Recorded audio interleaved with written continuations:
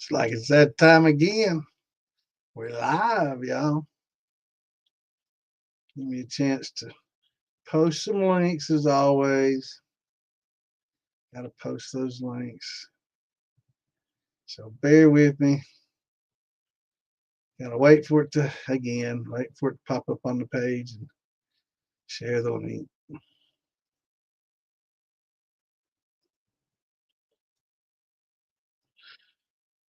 Happy hump day to everybody. Hope y'all having a good week so far. Hope everybody brought some questions. You're gonna have to give me a minute.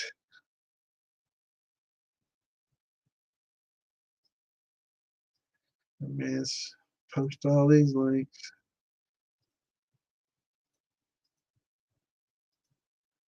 Till Facebook won't let me anymore.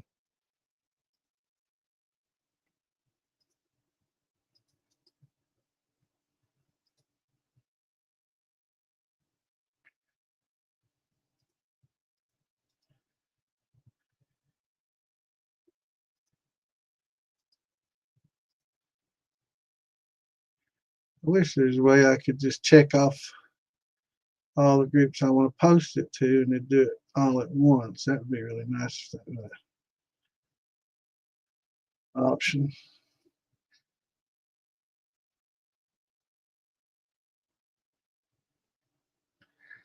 So it takes me a minute or two.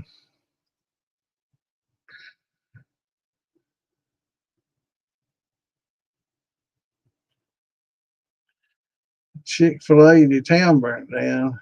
It was next to Wendy's, and Wendy's got water damage. Well, damn.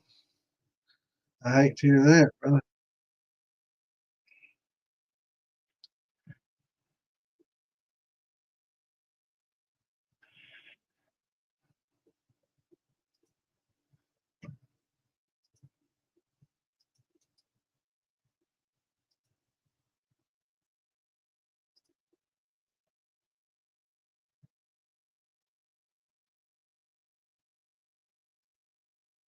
Wonder what caused the fire. Was it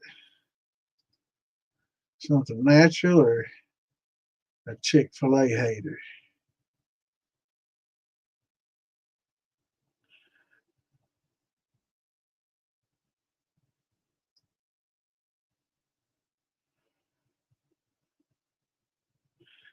I might answer a few questions and pause a little bit. Give me a chance to see. What's going on, Gordon? What's up, Billy? Bill Nye, the science denier. Bill Nye. What's going on, Jim? What's up, brother? DEI. Might have been.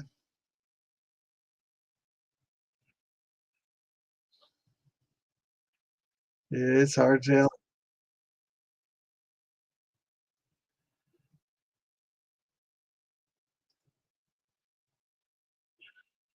Hard to say these days what happens.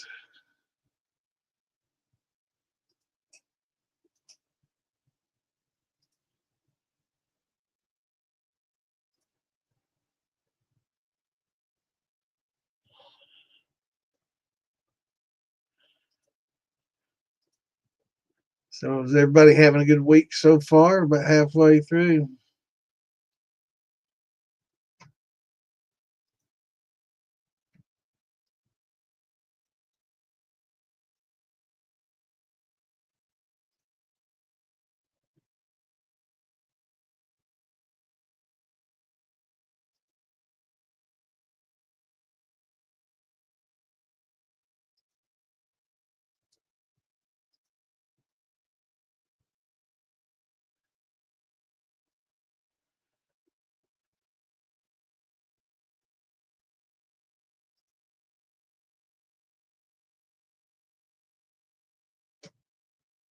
Well, they'll let me post more than usual. Maybe it's best if I just pause a little bit. Maybe that's the trick. Just put a minute or two in between.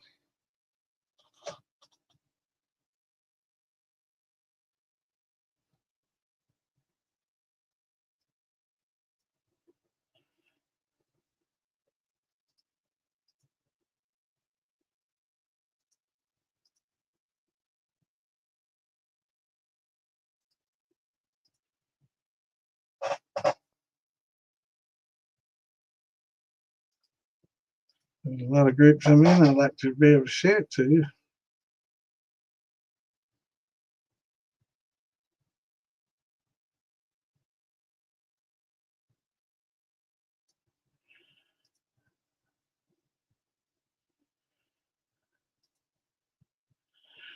Maybe some of you all can share some of your favorite groups if it's not already in there. That'd be a good idea.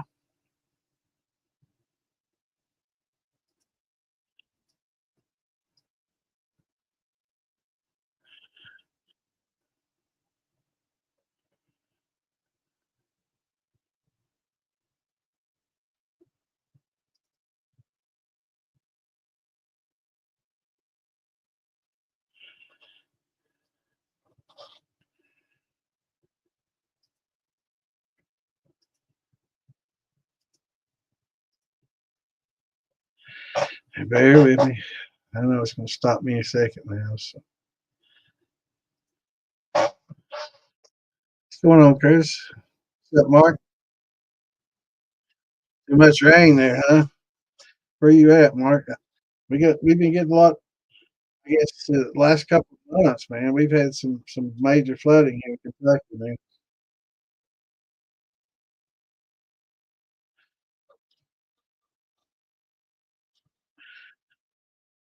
What's up, Scott? What's up, Mikey? What's going on, Morgan? Good to see y'all in here.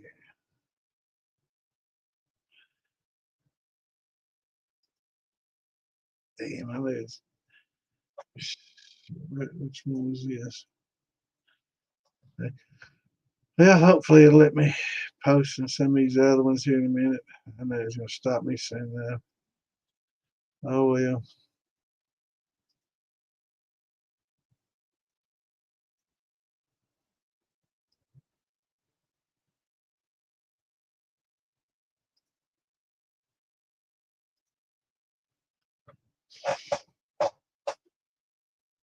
So I thought I didn't hit the button. Damn, slacking. So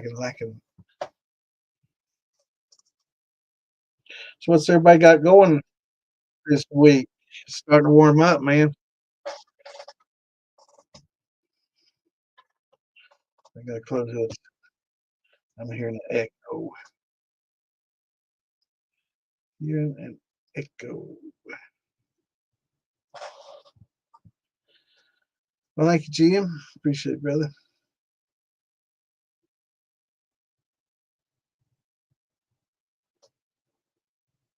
It's my freak flag, baby. Gotta let that freak flag fly, man. Yeah, it is quiet. What's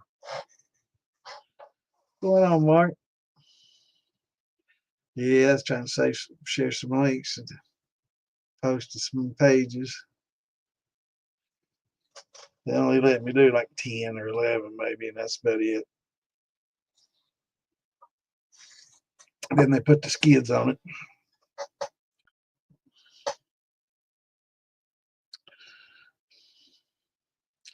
Still on 5 cases, taking a break till the figs are ready. Awesome. I want to how the figs turn out. I've done a lot of plum wine, but I've not done figs. 5 cases. Yeah, that's what you said. 5 cases.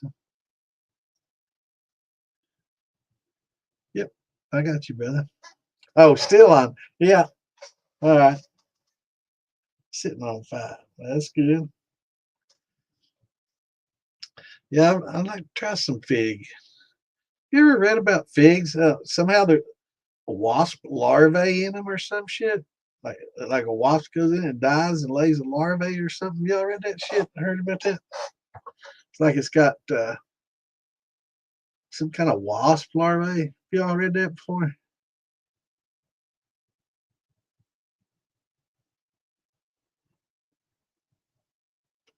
Maybe that's that crunchy shit in there, but it's like I guess the wasp breaks down. Yeah, I think the actual wasp goes into the flower, and then the flower closes on the wasp, and it breaks it down. I'm gonna Google it. I saw something about that a long time ago, man. I had this.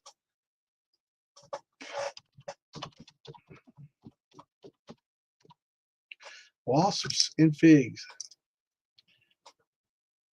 Fig trees and wasps. Do figs have wasps in them? Figs can have wasps in them. It depends. Around 90% of us growing fig trees at home will never have a wasp in our figs. Okay. I thought they all had them.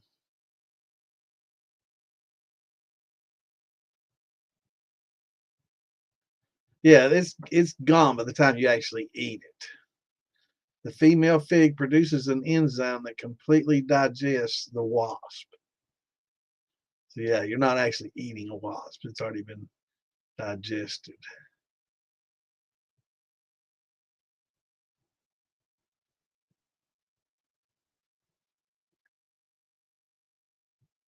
Yeah, it's crazy. I was reading that before and I was like, wow.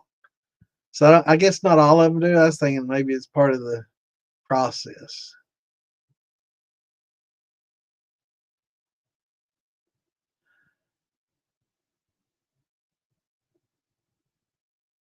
Yeah, they rely on them for the pollination.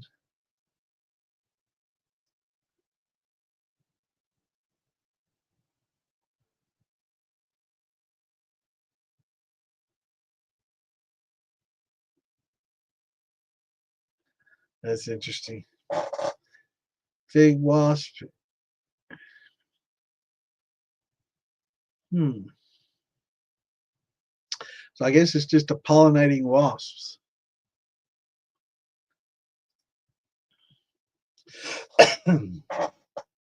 So they don't all have it. I thought they all had it. So at least that's not the case. But some of them do. It's crazy.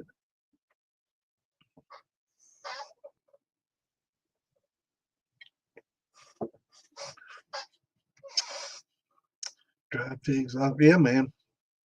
I appreciate it, Scott. Yeah, that stuff gets expensive to ship fruit. I'm not sure what the growing range is. Let's see. Fig trees.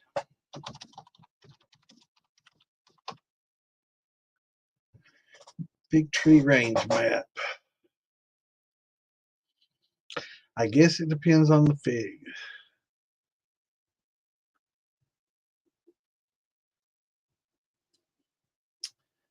Figs go, yeah, I guess they can go all over, really. I didn't know that either, brother.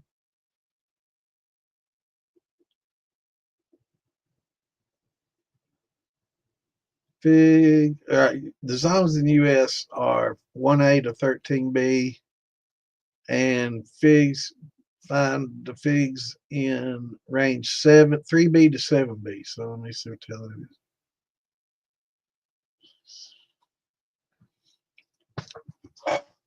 So basic, well, damn, give me a better map than that. Shit. 3B. So, yeah, except for like northern Montana, northern North Dakota, northern Minnesota, northern Michigan, or I mean, Wisconsin, and maybe North Maine, Vermont, New Hampshire, and New York, just the very northern part of those, and some parts of Colorado, looks like. Just the purple there, it doesn't grow. But looks like from, maybe mid Colorado, Nebraska, Iowa, Illinois, Indiana, Ohio, central Michigan, central New York, and down, they grow.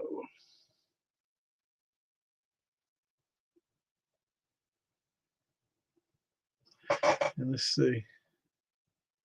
Interesting.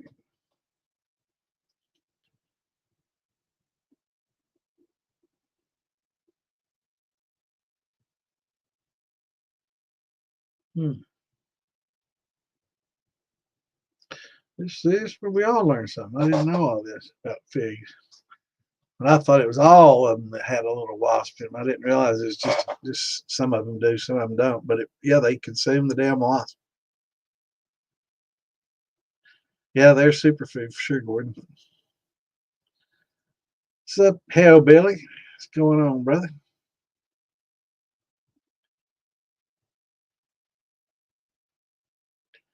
Really? So you have a little orchard of them up there, Scott?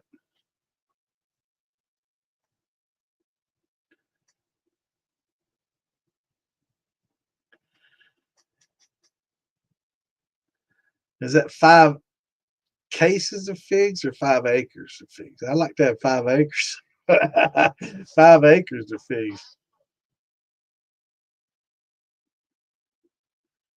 Good question, brother. I posted some information on that earlier. A lot of people that use molasses, there's a lot of different grades of molasses. And when you get to the lower grade blackstrap, there's only like 40 to 60% sugars in some of them. So that means half the sugars in them aren't going to be fermentable unless you add some invertase. And that's something that we normally don't fool with.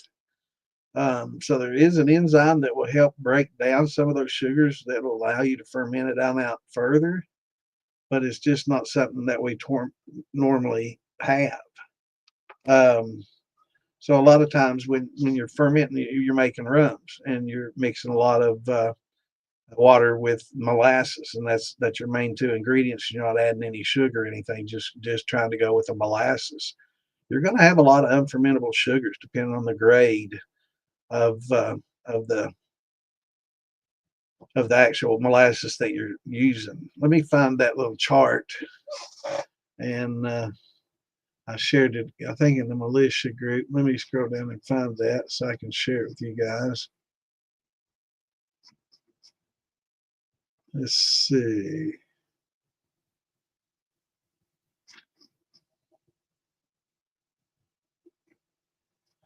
Let's see. Good question, and I think it's important that everybody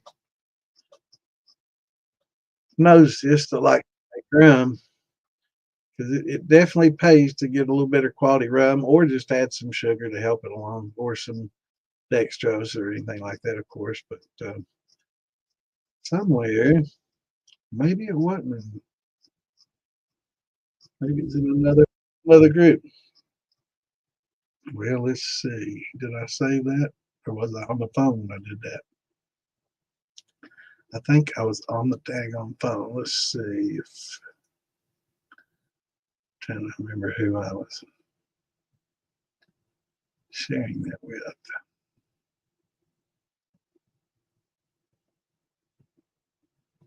Hmm. Anyway, what it talked about was all the different grades of actual molasses, and there's some that I think it gets 40 to 60. I think was the lowest grade, and that was like in the gold barrel. I think that was a grade just above that.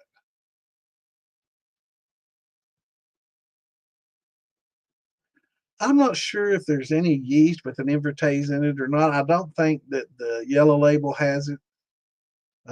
That'd be a good read. I'll check and see, but I'm not sure if that fungus would be able to break these particular sugars down. But I'm definitely going to read about that and make a note of that.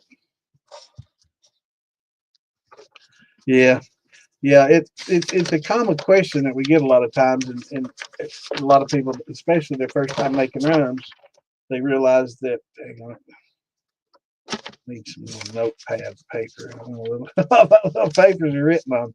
I make myself lots of notes because I forget everything. So I got lots of squares of paper usually here, but yeah, but their first time, and they're like, man, I don't know what my fermentation stuck. I started out at 1.090 and now I'm at like 1.030 or 1.020, and it's just not going any farther. I'm stuck. And I'm going. And the worst thing to do, and of course that's the first thing people do, is start throwing the baking soda to it, thinking, "Oh, my pH must be low." Because a lot of times pH will. Um, yeah, definitely tell him and let me know who it is. Send me a message. But a lot of times that's the first thing they'll do is they'll check pH and they'll see that the pH is going to be a little bit low because it always drops down in these rum fermentations because it's just there's no also nutrients. They either think it's pH or they forgot to add the nutrients, so they start throwing nutrients at it and baking soda. And of course, that'll ruin the taste of it. If throwing all that baking soda in there, it'll stress the hell out of yeast. The oxidation that occurs makes them going back in the breeding cycle. And then, if there's no nutrients in there, then of course they're going to go hungry and start cannibalizing each other. And it just makes it stresses the hell out of them. So that's one good thing. You put your oyster shells in there so you kind of eliminate that part of it. And for those of you who might not know, uh, boiled oyster shells. Get you some oyster shells from the Tractor Supply. We've talked about this in here. Get them, clean them up, boil them, and kill anything off and kill any off odors or anything like that, and any bacteria that might be in it. I'm not sure how they process it before they bag it up. It's used for chicken feed. To supplement the chicken calcium intake to make their eggs harder for shipping. And it's also used in farming, in planting to help build up the calcium in your soil and buffer your soil to keep it from becoming acidic. So it's calcium carbonate, and it's slow release, so it's not something that's going to instantly bring pH up. It really doesn't mix with water well if it's a powder. But what happens is as the acids build up in your mash or wash, in this case, um, it'll eat away at this calcium carbonate and help neutralize itself. So it's like the stable 5.2 kind of stabilizer stuff that you can also use. It's just a fancy bottle of calcium carbonate. Eggshells, you can use eggshells as well, but you definitely, with eggshells, you want to boil them really well and kill any bacteria. A lot of bacteria on the eggshells. Um, even if you're using them just for plants, they suggest that I know people bake them in the oven and get them to a certain temperature to kill off any bacteria in them. So definitely want to do one or the other. But using baking soda has a sodium bicarbonate, and that sodium they just don't like the sodium. And a lot of people mention pickling lime, which is good to use at the very beginning, to adjust pH, and it adjusts pH well, and probably definitely better to use than baking soda. If you have to do it mid, if you forget the egg, the oyster shells, um, the crushed oyster shells that you get at the store, or the eggshells. So it is better than baking soda, but it is a calcium hydroxide is what a pickling lime is. So that hydroxide does add a lot of oxygen that the calcium carbonate doesn't. So it will not necessarily stress the yeast, but it puts them back into a breeding cycle for a short period of time. And then, which, is not the best in the middle of your fermentation, but it could be worse. Like baking soda would definitely be worse. But and it works. It works well, and it's not going to cause stress like a baking soda would. So definitely go with calcium carbonate with your crushed shells or eggshells, like Mark's talking about, or throw in some pickling lime. And be careful when you do, because it's going to foam up much like the baking soda from all the, you know, oxygenation that it causes and creates. But it's going to be a little bit longer term solution than baking soda. A lot of times, if you notice, baking soda works for a very short period of time, and then boom, next thing you know, it's getting acidic again. So, but there's a lot of things that people think, when they think, oh, it's a stuck fermentation, when actually it's just the yeast have eaten all the fermentable sugars that are in there, and the only thing that are left are, polysaccharides and oligosaccharides, which are basically um, chains of starches that are larger than three or larger, trisaccharides. Some yeast can eat the trisaccharides, but it definitely, if you get 4 molecules of glucose bonded together or more, your yeast just can't consume them. Yeah, cool. Calcium carbonate. Yeah, that's the bomb. And just you can use just oyster shells in it, if you want to save some money, because I know that like the stable 5.2 isn't cheap. You get a bottle of it. It's not real cheap. And I'm sure if you go to the pet store and get some for your tank, it's not going to be real cheap. But I would definitely boil it real well and clean it before you put it in your fish tanks or, in your mash, because there's possibly going to be some bacteria. What's going on, Roy? What's up, Kimbo? What's up, Mitch? Good to see everybody in here. So the question is, we had somebody, and last week, let me get to this too. If I don't answer your question off the bat, and I get kind of behind, I noticed the Adidas guy from last week, or Nike, which was Nike or Adidas guy from YouTube. I didn't get to his. I'm going to be nice. I'm not going to make a joke about you growing your clams. Oh, that's funny. But I didn't get to his question, and he got mad and left. I hope he stuck around and got his answer. But if not, stick around. I will get to your answer. If I don't get to it and I get caught up, repeat it. I don't care if you ask the same question twice. I promise I won't get mad at you and go off and get unhinged. I'm not like that.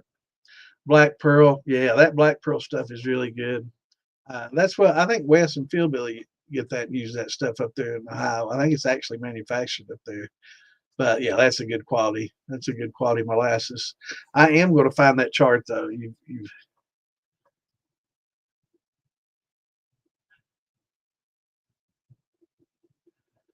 absolutely could very well be, Carl, especially if it's early and it's just starting.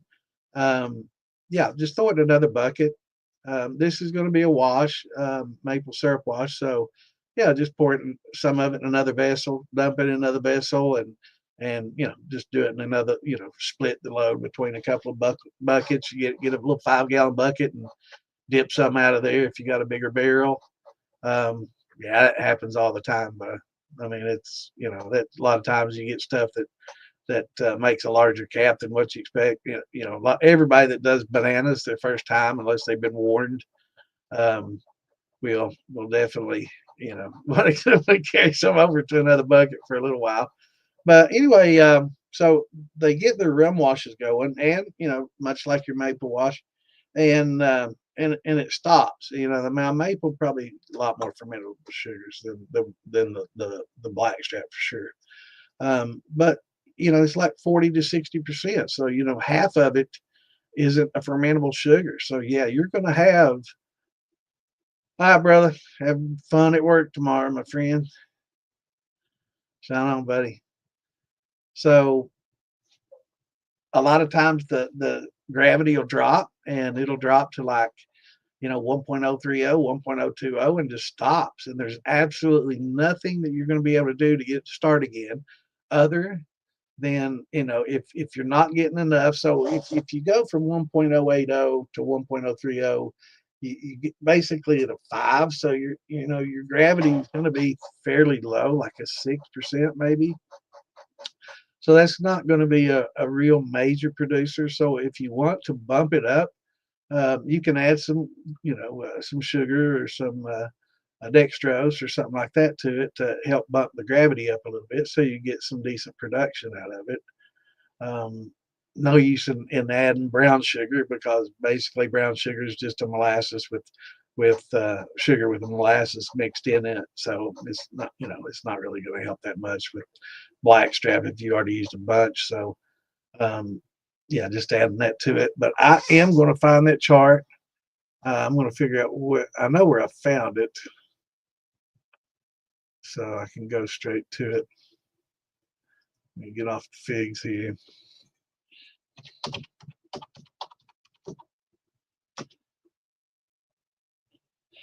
Um,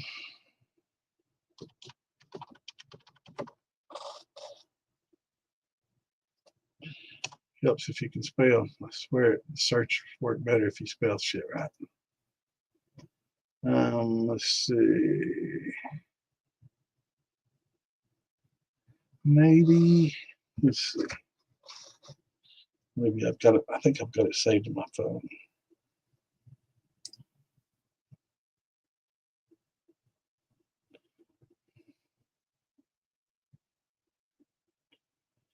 Let's see here.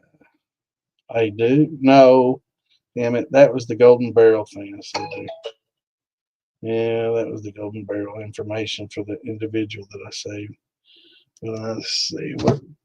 I'm pretty sure that was in the militia that was asked. And I want to get this because it's a really good thing showing the different grades of molasses. It's the only time I've ever seen it. It came from the Distilling Institute. So it's something that you know the charter or something that I made. I do reference the Distilling Institute a lot of times. If y'all looking for good reliable sources of information, maybe go to the Distilling Institute instead of Reddit. Just man, I've seen some pretty crazy shit on a lot of these different ones. Let's see. Here we go. This is it. Let's see here.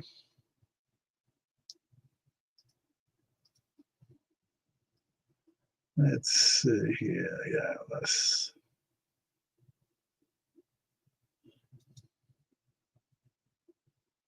All right, I don't know what I'll do. I'll use my screenshot. I will do that. Now that's saved it. And I should be able to see if I can just drag that in here. No, I cannot. So let me save that.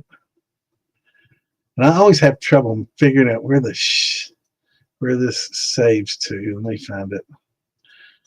I had yeah,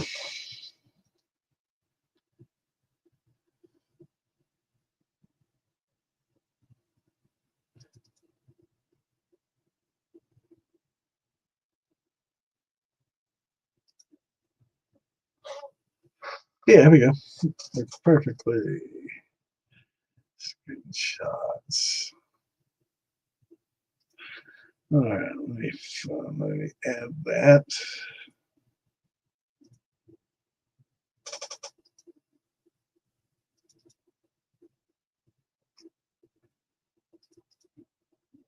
Here we go. Perfect. Now let me unselect that. So this shows your different grades of molasses. So you can see down here the worst, basically a fertilizer grade is going to be 44 to 52, and it's sometimes this will even be sulfur. It's just really not good at all. The C grade, this is what the gold barrel is, 45 to 60. So it's not the best. I think that the stuff we were talking about earlier, the Caribbean black label or black pearl Caribbean is probably going to be in between, a premium and a fancy. It's going to be probably in the 70, probably range 70, maybe 75. I don't think it's here, but I will talk to Wes, and I know he always has or Phil Billy, and see if they can send me a screenshot from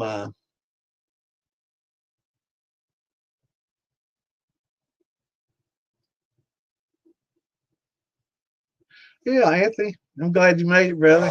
Anthony's who's asking.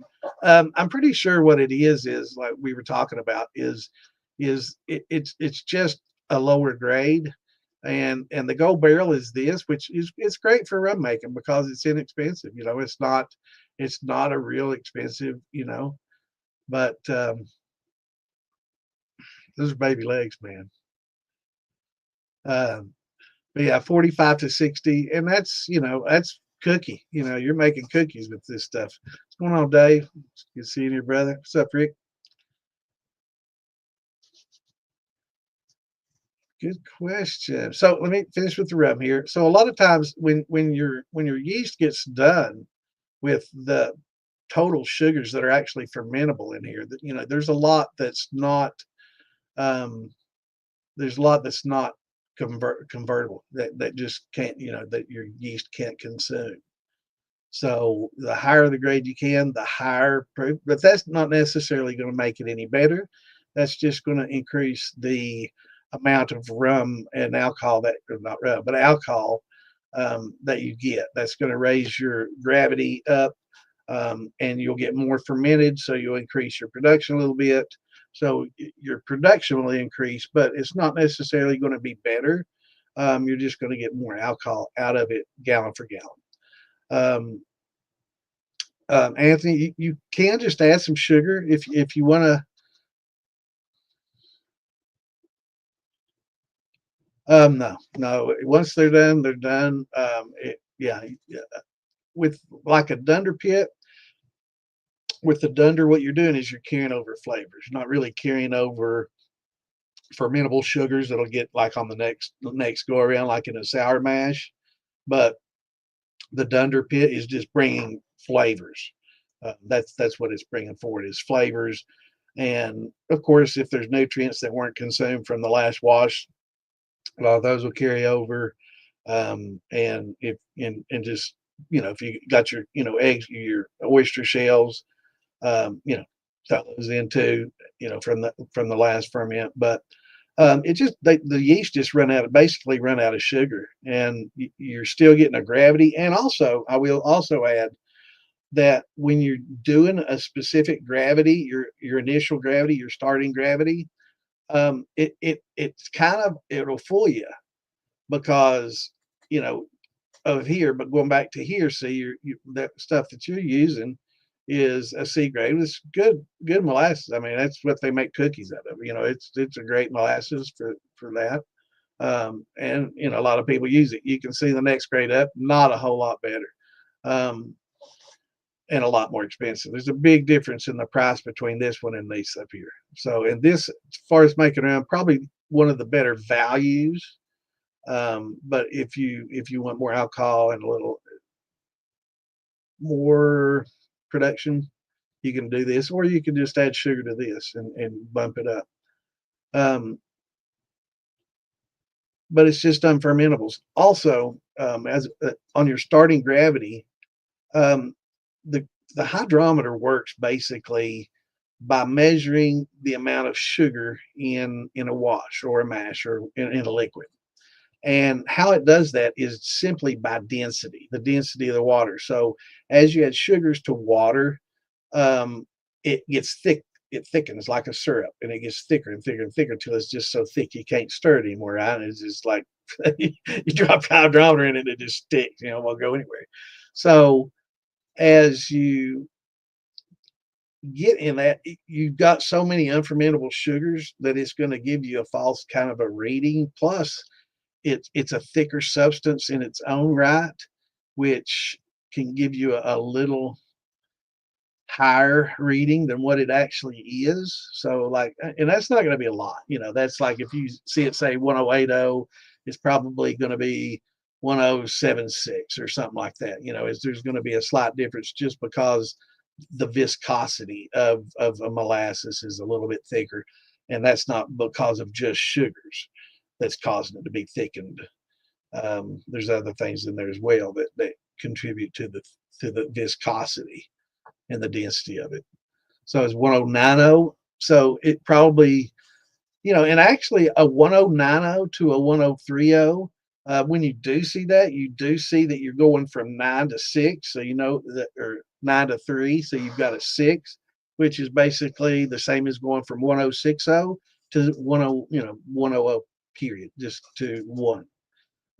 So, and I think that's around 5 or 6%. So it's a decent amount, like a beer, to start with. It's a normal,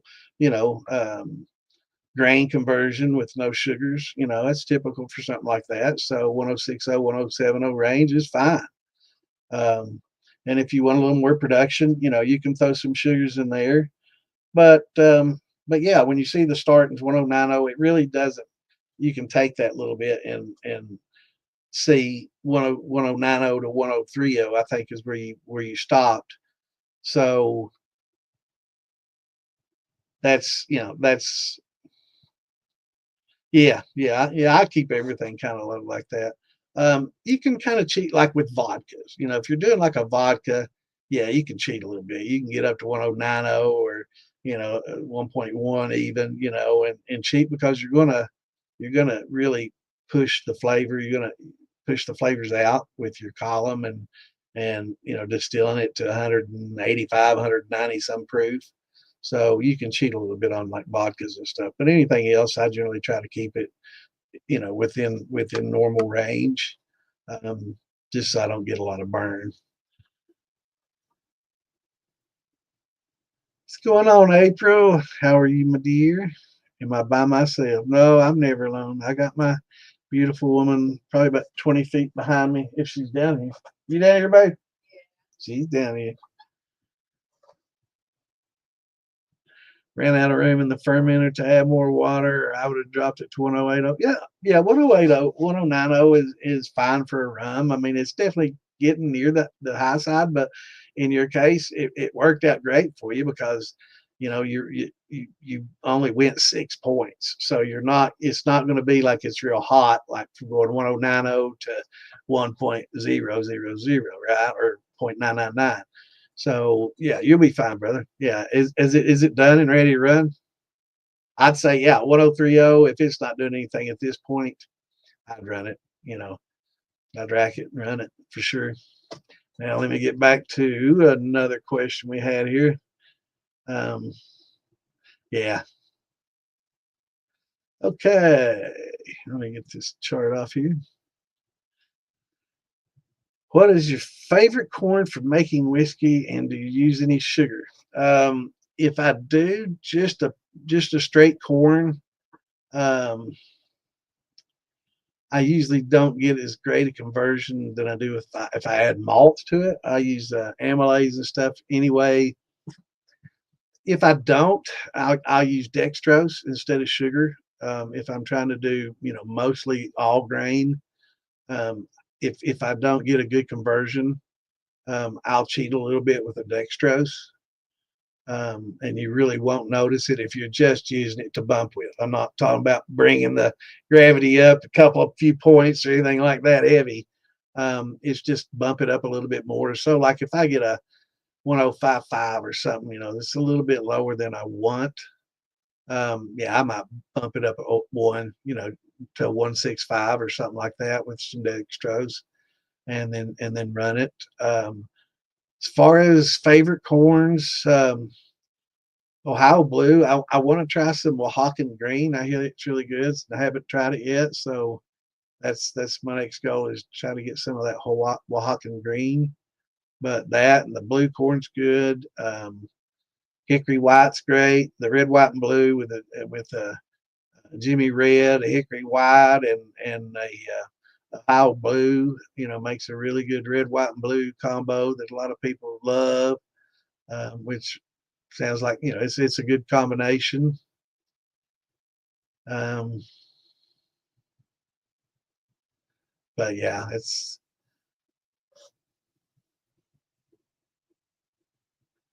so question watermelon moonshine contest. It's going to be fairly limited. Can we use watermelon flavoring? If you don't know who would, I do, and no. You can use it in like your infusers, but there's no post flavoring at all. So whatever comes off the tap has to be what it is coming off the tap. And like if you've got an infuser and it goes up in elbows and comes down into your shotgun condenser or condenser, you can't put any little chambers in there to catch it before it goes into the condenser either. That was something that has been asked before and something I've thought about too, but that would kind of be cheating. So we don't generally do that. But get back to Carl. Yeah, anytime you do, unless it's like a wine fermentation, and this is a maple syrup wash, which goes pretty quickly, which is one of the reasons you definitely want to add your oyster shells, because any of these fermentations that happen really quick, they tend to get acidic pretty quick. And there's a lot of natural organic acids that are, produced as part of the natural fermentation process. So those tend to build up quicker and faster, and sometimes in higher concentrations than like a grain mash or something like that. So, yeah, you definitely want to add the shells to that, but they go so quickly. A lot of times, airlock isn't going to be a major necessity. It's always good to use. I use airlocks anytime I can, even on some of my big barrels. But for like grains and stuff, and things that generally washes and grains that generally ferment off if the temperature's up within 4 or 5 days, yeah, you don't really need an airlock so much with those. You're really not going to worry about, just cover it. I don't leave it wide open for the critters and you know fruit flies and everything else to get into. Last thing you want to do is come out and see a big old possum floating bloated in your mash barrel. But yeah, I just throw it in another bucket and just lay the lid on it. Don't force it down. Just lay the lid on it, and it'll burp out oxygen, and it'll hold that CO2 in there to you know efficiently enough to get you done.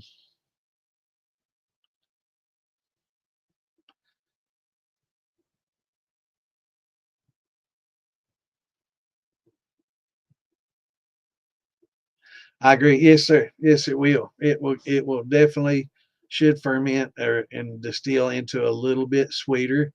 Absolutely. And a lot of people will stop their fermentations or just, when it gets to a certain level, because you can definitely tell if something's on the sweet side of 1.0 or on the dry side. So it does distill over, and there will be a distinct difference in a very dry versus a little bit of sweet distillate for sure. So it can be a great thing, and then a lot of times that'll give you that sweeter rum flavor. So absolutely, brother. Yep.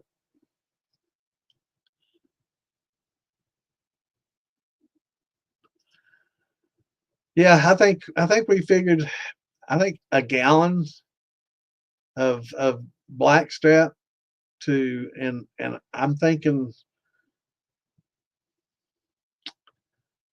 a gallon of blackstrap is like I can't remember the 11 or right at 12, 11.1 or 12.1, somewhere around those. Um, right.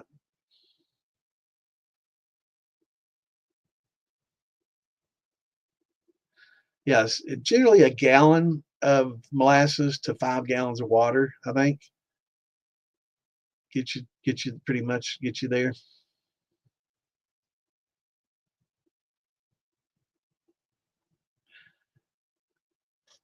And April said hi. She said hi. I look forward to hearing how it comes out, brother. Let us know what got me started in making shine. Well, I grew up in Eastern Kentucky. If you've never been there, you probably wouldn't understand as much, but it's hillbilly haven. It's the home of hillbilly days, and it's a big moonshining area in Eastern Kentucky, in the mountains of Eastern Kentucky, kind of like West Virginia, Eastern Tennessee, Western North Carolina, in that general area, Virginia, West Virginia, Eastern Kentucky, East Tennessee, Western North Carolina, and that general area is probably the heart of moonshine, and moonshining in America, especially many, many years ago. A lot of moonshine. A lot of my buddies and I, we always, drank it and stuff. But got a Foxfire book when I was young. I was a pretty wild child, and got a Foxfire book and was reading it, and decided to build a little still. So built a little pressure cooker still, and made some moonshine with that. It was horrible, but me and my buddies love it. We drank the hell out of it, and that was the beginning of it. What's going on, Miss Tammy? So that was the beginning of it, and from there, it's just it was horrible shine. It was scorched and basically made with corn meal, sugar, and water and bread yeast. And I scorched the shit out of it first few times. Learned a little bit each time I did, but it wasn't long. I was making pretty decent drink.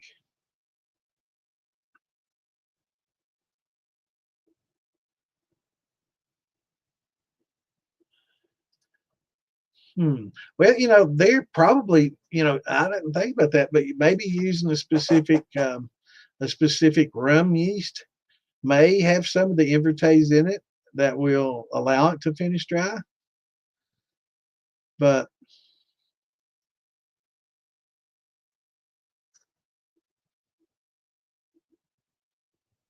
yeah, in that grade, there's a lot of unfermentables. So I'm amazed that it finished dry. It had to be some invertase in the actual yeast that you had that converted some of those unfermentables over, because that's basically about the only thing that's going to um, convert those. Well, I shouldn't say that. There's probably, I don't know about the yellow label angel. I don't know if that goby fungus will do it or not, but well, if you put them in late, it's not going to bring pH up like using a baking soda or a pickling lime. It's basically you want to have those in there from the very start. And what I do is I break up a bunch of the bigger ones. You don't want huge chunks. You want more surface area, and you don't want powder. So I sieve out the powder, and I'll put that in a milk jug with water, and try to let some of that dissolve into the water. But the other ones, I just tie up in a what's the cheesecloth bag, and it's usually a big handful for every gallon. So I mean, you want a pretty good amount, for a 5 gallon bucket. You want a couple of handfuls, maybe, big handfuls, but just make them in like those little bean bags you throw them around. Just make you up a cheesecloth bag, and you can reuse them. So when you get done fermenting, just fish them out of there, rinse them off with some hot water, kill anything off of it, and dry them out. And you can throw it in the next one, or if you got another one ready to go, just throw it in there. But it's not something that works quickly, because that calcium carbonate just won't dissolve in the water real readily. It basically only dissolves when there's an acid to offset it. So it's basically, instead of raising pH, it's neutralizing acids, if you can follow me on that. Whereas baking soda, pickling lime will raise your pH and raise it quickly. This stuff basically just neutralizes acids, much like a stable 5.2 stuff. If you put it on water, it just like floats. It's harder than hell, and you stir it and it sticks to the spoon. You just really hard to get it to break down in water. So like the powder in the bottom of your bag, I crush it on up fine, and dump that into a water jug, and let that kind of be working over a long period of time. And eventually some dissolves, and when you do that, it can help buffer more quickly. But at the same time, keep in mind that you're adding water. So, you just can't dump a bunch in your wash or your mash to help change your pH, because you're also adding water, and you're going to, reduce a lot of the alcohols in there. So, um, there's a trade off there. But yeah, if you need to change it rapidly, pickling lime probably going to be one of your better choices. Baking soda, everybody has. I mean, it's not going to ruin it. I've had some perfectly fine distillations from something I put baking soda in. Um, but it is going to carry some different flavors and congeners than you would normally have had. So sometimes you just can't get around it, but I wouldn't say not use it, as opposed to letting the acid levels get into the twos and stress your yeast and kill your yeast that way. That'd be worse. So yeah, Anthony, it's not going to drop it real quickly like that. It's just going to help neutralize it, but start out with it. Yeah. Do you think adding a 99 banana to a banana brandy run would help bring out more of the flavor, or use more tails to proof? 99 banana. I'm assuming this is like is this a banana concentrate of some sort?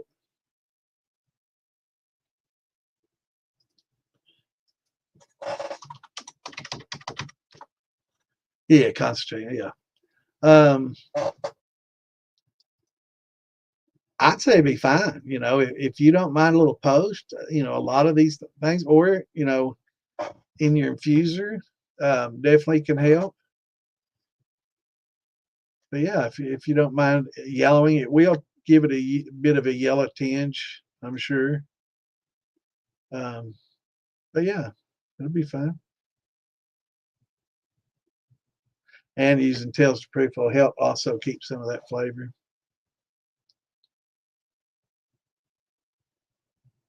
Yeah, yeah, it is slow. It is. What's going on, Mr. Hatley?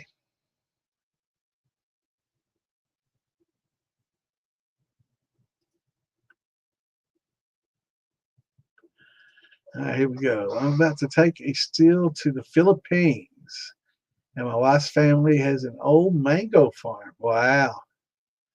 Western North Carolina, always been around it, but I'm looking to do this for a season. Got any recommendations on setting up the best mango brandy possible? Man, I'm sitting over here gelling, man. Mangoes are generally pretty expensive to ferment with, and a lot of the stuff I've done is just mangoes with something I added to other fruits. It's nothing that I did with just the mangoes. Um, so yeah, it's yeah, that'd be awesome. Yeah, just find your fruit chart. Let's see if I can find my fruit chart for you. I think mangoes on there.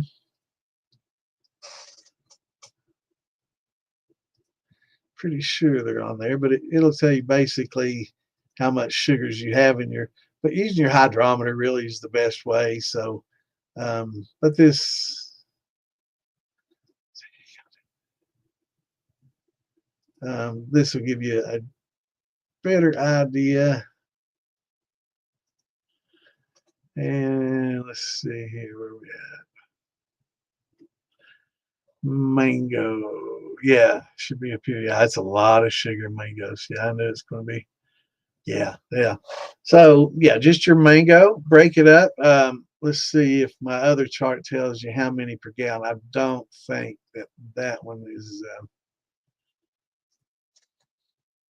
I don't think my chart has. Maybe. Let me erase your question here. Yeah, I didn't think it's going to be in here. But let's see if we can do this. Let's see if we can. Mangoes and bananas are pretty close, and apples, sweet apples. So it's right in between a banana and a sweet apple. So bananas and apples, 3 to 5. I would say 5 pounds per gallon um, would be a good place to start. So 5 pounds per gallon, get it all mashed in good. Use some pectic enzymes to help break it down further and get all those juices out of it. Basically, the pectic enzymes break it down on a cellular level. You've got a lot of cells that hold a lot of this sugar and stuff, and these sugars are naturally held within these cells to feed the seed as the fruit drops. It starts to rot, and the rot creates sugars, and the sugars are consumed by the seed. That gives it the energy to grow before photosynthesis can give it energy. So it gets all these energies from the sugars in the fruit, and all fruits and vegetables are that way. Basically, even the grains are that way. The starches in a corn kernel are basically an endosperm, and that feeds the the growth of the actual seed before it breaks open and can start converting sunlight to energy. So it gets its energy from the sugars that are in there. Same thing with this fruit. It's going to get its energy from that sugar content. And So it breaks it down and it feeds the actual growing process. So yeah, just this pectic enzyme will break down those cells rapidly by eating the outer cellular wall. It eats the cellulose that contain the cell um, that can, the cells wall that built around it. So it eats those and it breaks all these cells open so you can get at everything. Freezing them, we help do the same, basically freezing them. A lot of the sugars and moisture inside these shells, of course, like all water, when you freeze it, like ice cubes, it gets big and so it can bust these cell walls as well. So freezing is another method to help get more juices out of it. You can do both, which is probably the best way. That way you don't have to use as much pectic enzyme because pectic enzymes will increase your heads. And what it's doing, it's eating the cellulose. And anytime you've got cellulose conversion, that's basically like wood alcohol, which is methanol. So you're going to have more fours, heads.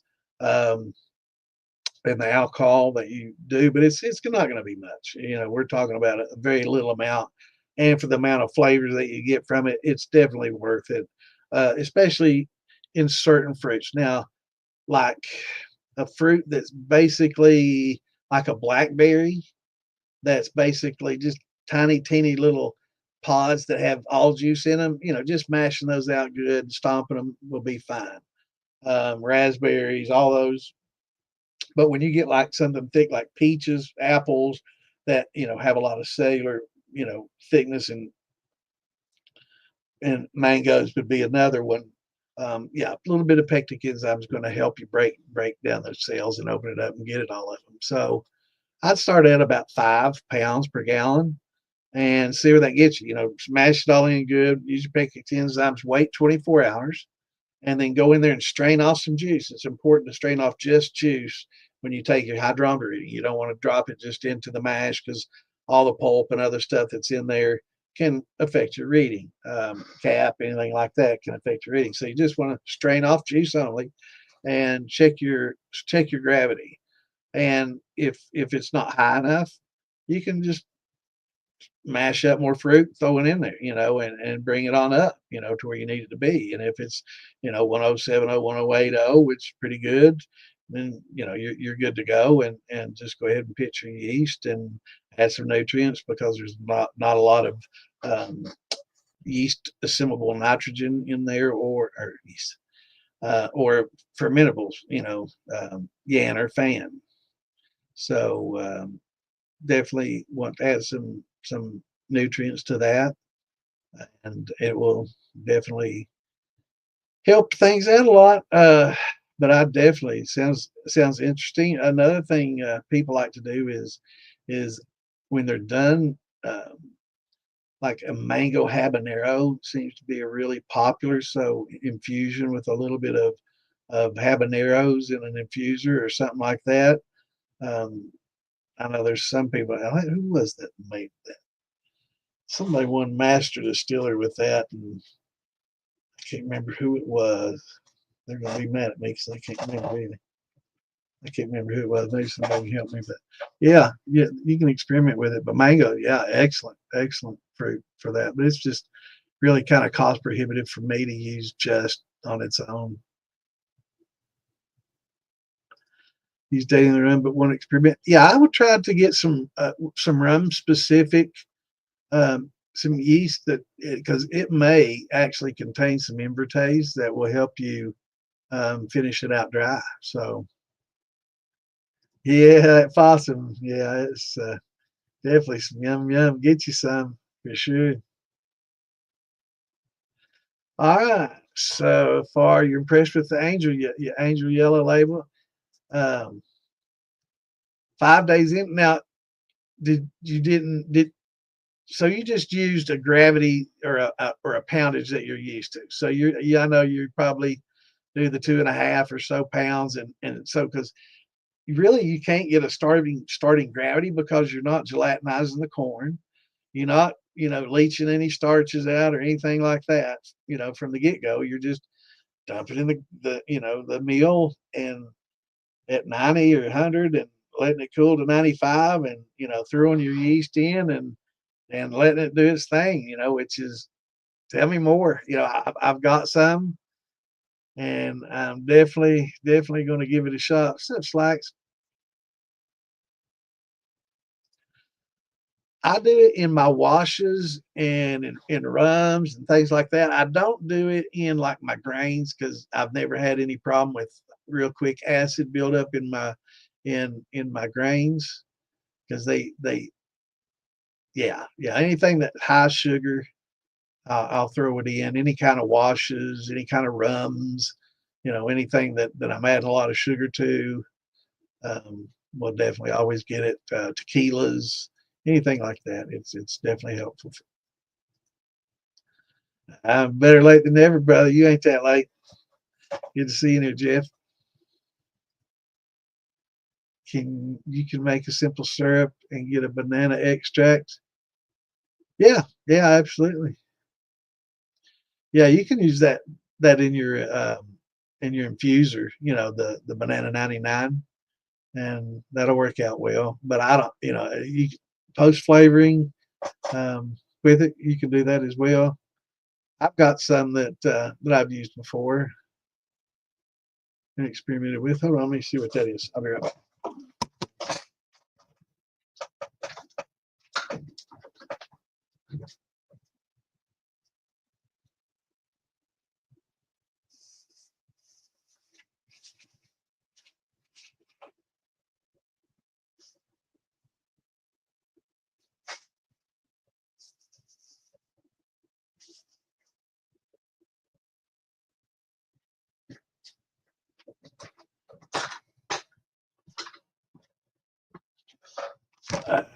Yeah, that must be upstairs. It's not. It's not in there. Must be upstairs with all the stuff. We use it in baking too. So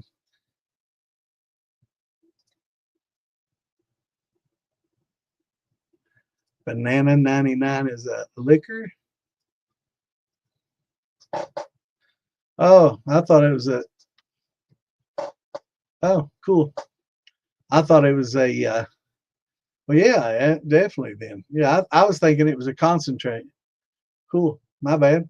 I pulled it up. I thought it was just another concentrate like what I use. I'm glad you mentioned that.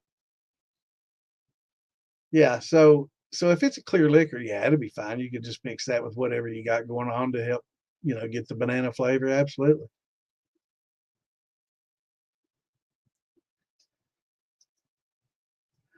Are they temperamental?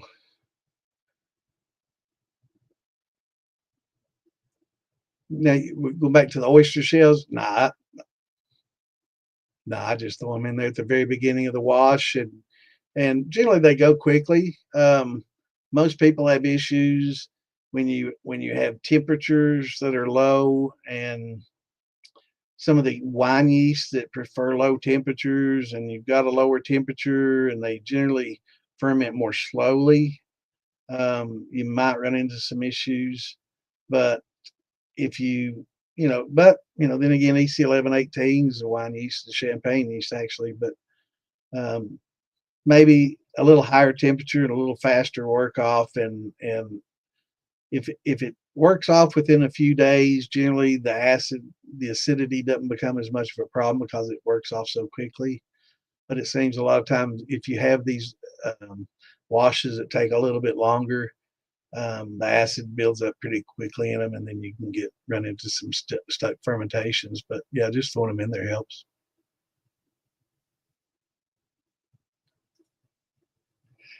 Anyone ever used the Tribute Superior Equine Nutrition for making rum?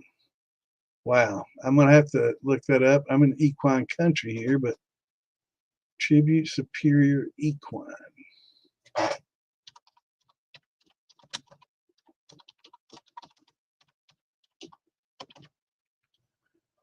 Um, Now, does this have like I would say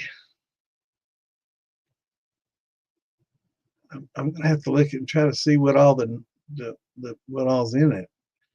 Generally, stuff like that doesn't work well if it's got like a lot of mineral supplements in it, especially iron. A lot of iron, but I'm not sure. They've got quite a few different ones, it looks like.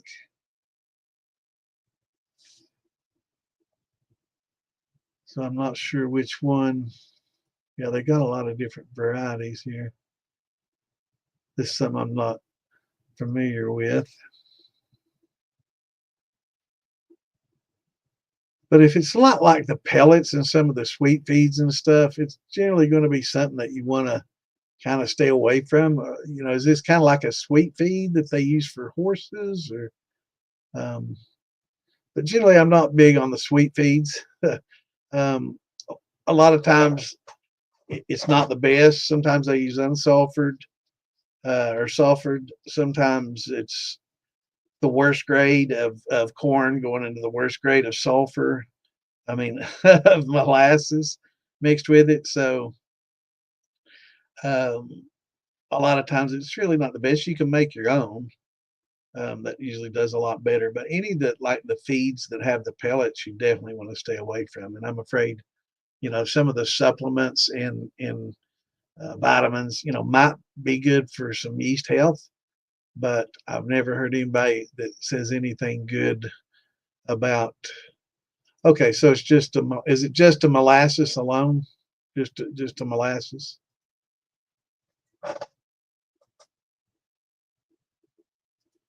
Because I'm seeing like mineral supplements that they've got, and a lot of it seems to have a lot of potassium and easy pellet. There's some pellets in some of these. Um, but I mean, it's definitely something to experiment with and try. I mean, you never know till you try, and I mean, it's not probably not real expensive for a bag, so just give it a try. But it's something I'm not familiar with.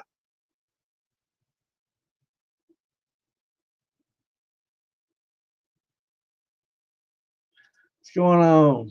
I don't think Trump's a drinker, but there is a case in Texas right now that's going before that district's court, and if so, it may get a Supreme Court ruling. We're watching that and hoping that they'll find it that it's a violation of our constitutional rights to pursuit of happiness, life, liberty, and pursuit of happiness. So that's kind of one of those things. I do know in some states it is legal. It's kind of like marijuana, federally illegal, but in a lot of states legal, or in some states legal, I should say. Um, so I think right now it's kind of treated like marijuana it was when it was that way, where it's illegal federally and legal in a lot of states. So I think unless you put it in their face, or you're doing some big scale and you get caught, or if you get snitched, I think if you do it at home, keep it at home and consume it at home, and just bring your buddies over and drink, I doubt you'll ever get in trouble. Ain't not making any guarantees, but I do know in some of the states that it is legal. That's basically like in Missouri. That's the stipulations. You're allowed to make it at home, but you have to keep it at home. And there's certain things that you can, like, take it to a wedding or something like that, but I think you have to get a permit for that. So and that's complicated. But for like in Missouri, I think you're allowed two people as long as they're 21 or over in the home. Two max. Each is allowed 100 gallons, so you can have a 200 gallon per year limit on how much you produce. So that basically equates to, if you have two over 21, 200 gallons total in the house, because how the hell are they going to know how much you produce and drink? So I guess that's going to be pretty much you can't have over 200 gallons. It's a lot of shine. That's, 4 barrels. So big barrels full. So that's a lot of moonshine. So hopefully they'll make it legal. I know some people, they make it legal, they'll quit making it. Man, that took all the fun out of it. And then of course the price will drop, and some of them do it for the price. So it'll be like weed, they'll just quit selling it. You can get it at you know a distributor or whatever a lot cheaper than you can buy it on the street. So That'll lower the price down, especially in places like Oklahoma and stuff for weeds cheap as dirt, man. Of course, you know all about that, Mr. Harvest.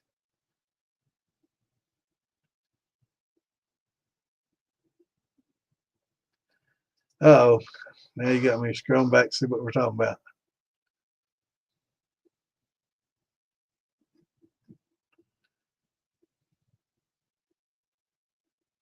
Oh, mangoes. I don't think they'd be too temperamental. I think they'll ferment out for you pretty well.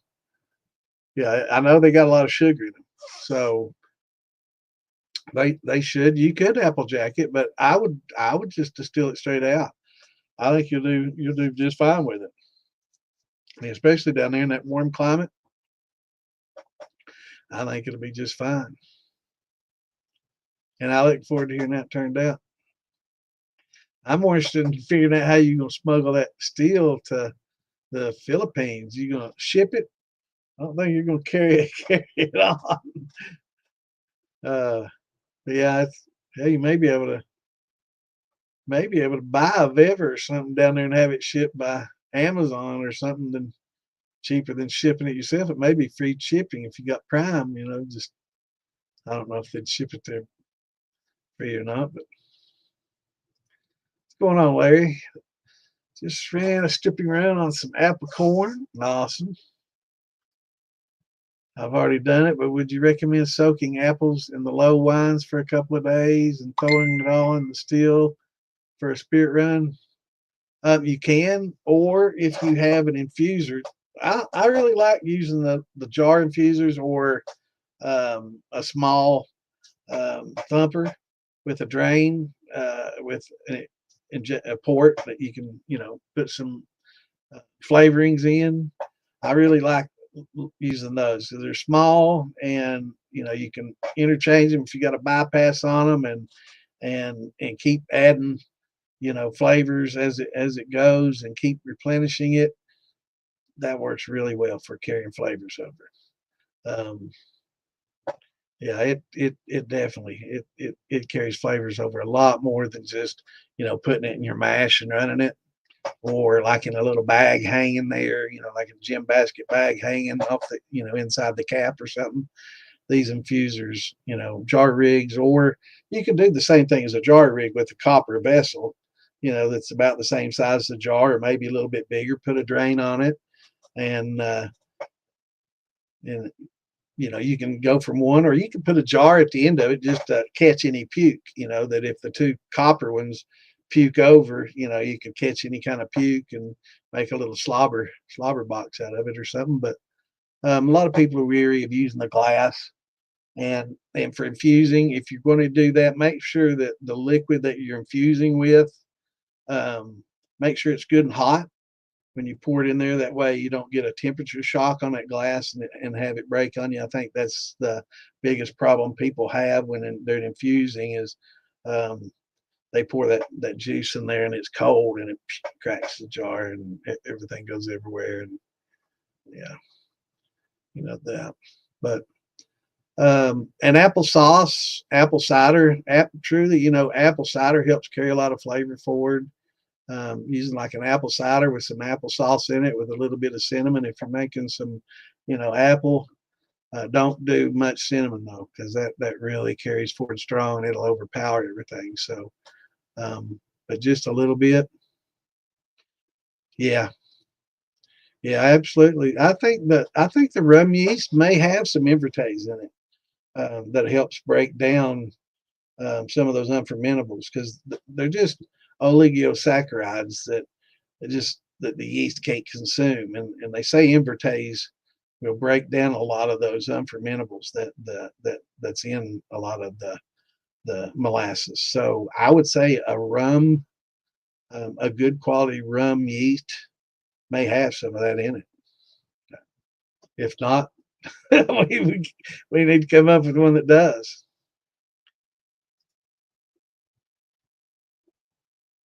Brandy, no, I wouldn't use oyster shells in my wines. I've never had a wine or a fruit like that really get acidic heavily like that. But I mean, you could. Uh, but it's just it's not going to affect anything. It's boil them and make sure they're good and clean. I guess if you use that, you know, star sand, you can put some of that in there to make sure any bacteria in it's killed, and rinse them good, boil them, and clean them up. But yeah, you don't they don't have a taste. They don't partake of a taste. Um, if you don't rinse them, you might get some salts, from if I'm not sure how they process them, where they get them. So I always clean mine up. I don't trust it. So I've always cleaned them up, washed them, rinsed them well, boiled them, and I break them up into marble-sized chunks that are manageable. I don't like any of the big, huge chunks because it really doesn't have a lot of surface area. You break them up smaller, and you get more surface area in it, and it probably will break down. If it becomes acidic, it'll work a little quicker for you. It's not fast. It's not a fast acting thing at all. It's like the stabilizer 5.2, same exact process. So it's slow, but it just keeps it from becoming too acidic. And people understand now. Most of your yeast is designed to have a large um, temperament to pH. So like 3 to 7, they're fine in that range. Most all of them, and temperature wise the same. So they're pretty flexible. So if you get in the twos on most of them, then you may start running into issues. But in my brandies and my wines and stuff, I'm actually adding a little bit of citric acid in those. So I want them to be a little bit acidic. So I don't use it really in brandies. Not that you couldn't, but I've never really had the need to. It's usually a slow fermentation, a low acid producing fermentation with the yeast and the fruits that I'm using and everything. So I don't really get a lot of acidity other than the citric acid that I also add to it sometimes. Um, so it's not as critical in like a brandy as it would be in like a tequila wash or a rum wash. Really, in the washes where it's just like sugar and water, yeah, it helps a lot in those.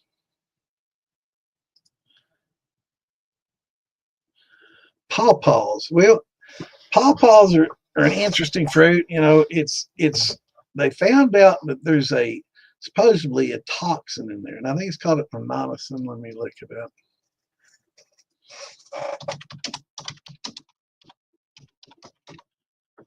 Uh,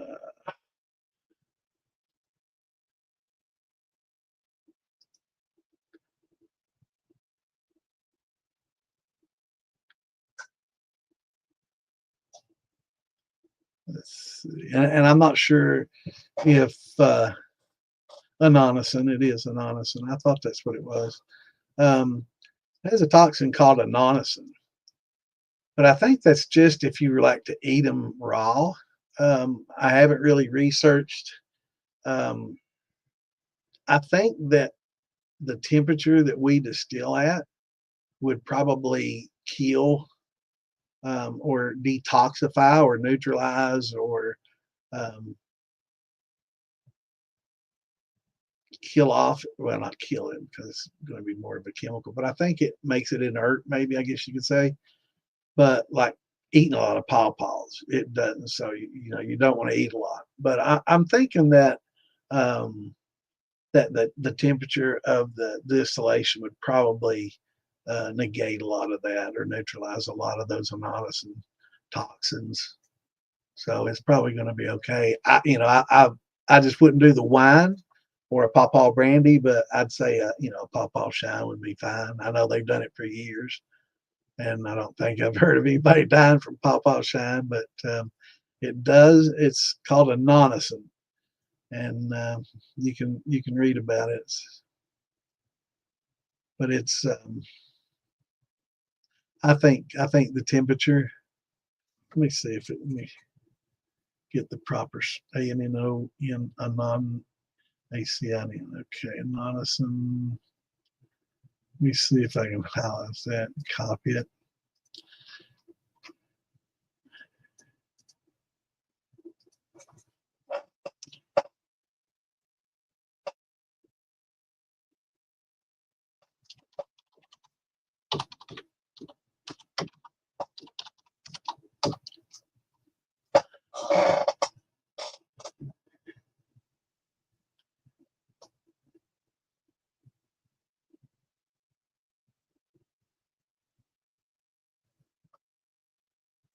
And actually, there's a lot of other things like jatoba seeds. I'm finding out here.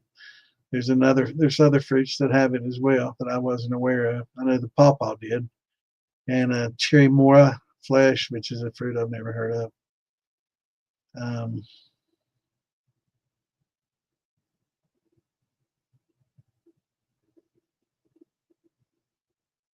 yep, it does. So yeah, heat above 50 degrees, which is pretty low Celsius or centigrade. So yeah, pawpaw does have a high concentration of adenosine, which is toxic to cortical neurons, which is a neurotoxin. But yeah, the may still be present after heating as evidence a tea, but that was just a tea, and that's Reddit too, so I'm really not gonna be something interesting to research. Getting mixed results on heat of neutralization, which is heat release 1 gram. Yeah, I'd go to some kind of pharmaceutical research or some really reliable source of information. I'm thinking that the temperatures that we get to in distillation, up to 200 degrees Fahrenheit, I think that's going to pretty much detoxify that adenosine. Um, I had no idea it was a liquor, banana liquor. I thought it was another one of those concentrates. I bought some of the concentrate to experiment with some banana. I'm going to do with some peanut butter, that powdered peanut butter. I'm going to try to do a just with that. I'm going to try to make just a basic rum, or maybe a sugar wash, and put the peanut, because I hear it makes it, the peanut butter stuff can make it, powdered peanut butter can make it very bitter. So I don't want to really ruin a good mash. So I may try to do some sugar shine with some of that concentrated banana stuff, and some of that powdered peanut butter infusions, just to see how close to Nick's I can get with just that. Because I do like that Nick's shine is pretty good. I like that peanut butter, that banana peanut butter. Yeah, I'd prefer it too, brother. Definitely.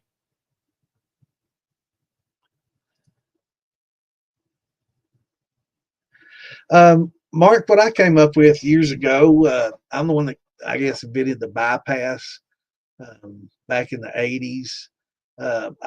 I used to use the thumper a lot, and I would start it out, with tails. I used always put tails in my thumper, but I always got some heads, um, smearing. It seemed like throughout most of the run, I was using a cake steel with a thumper, and so I decided that I'm probably getting that from running my four shots and my heads through my thumper and then building up in the thumper and then blending, smear. I called it blending at the time. I didn't know the technical term of smearing, but I felt that's what was causing it to blend and smear over.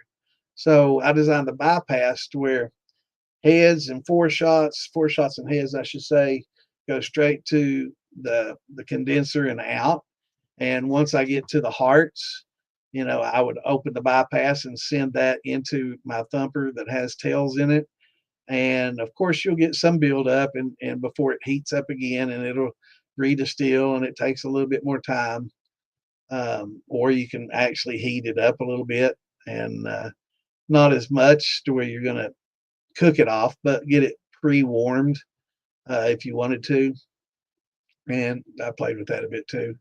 But to just infuse, that into the hearts, and I got a lot less smearing.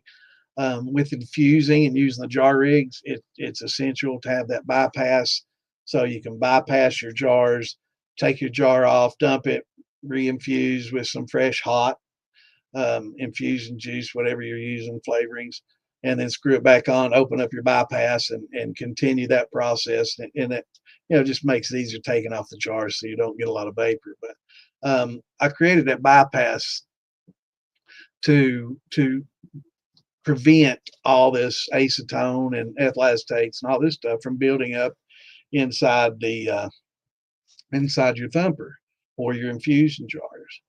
And I shared this technology on the Moonshine group with North Georgia Steel and all them probably shoot maybe 5, 6 years ago, and ever since then, a lot of people are now coming up with thumpers that have the bypass, infusion jars with the bypass, and it helps a whole lot to prevent that buildup from happening. So yeah, using a bypass definitely will help keep it. As far as starting dry, no, I didn't start dry. I always just put tails in there, and just to increase production, and didn't really do a lot of flavor. Didn't do any flavoring, actually adding or anything like that until much later, much later.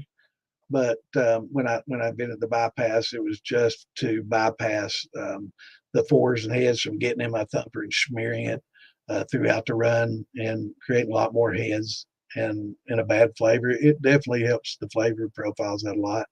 But I just did pretty much tails.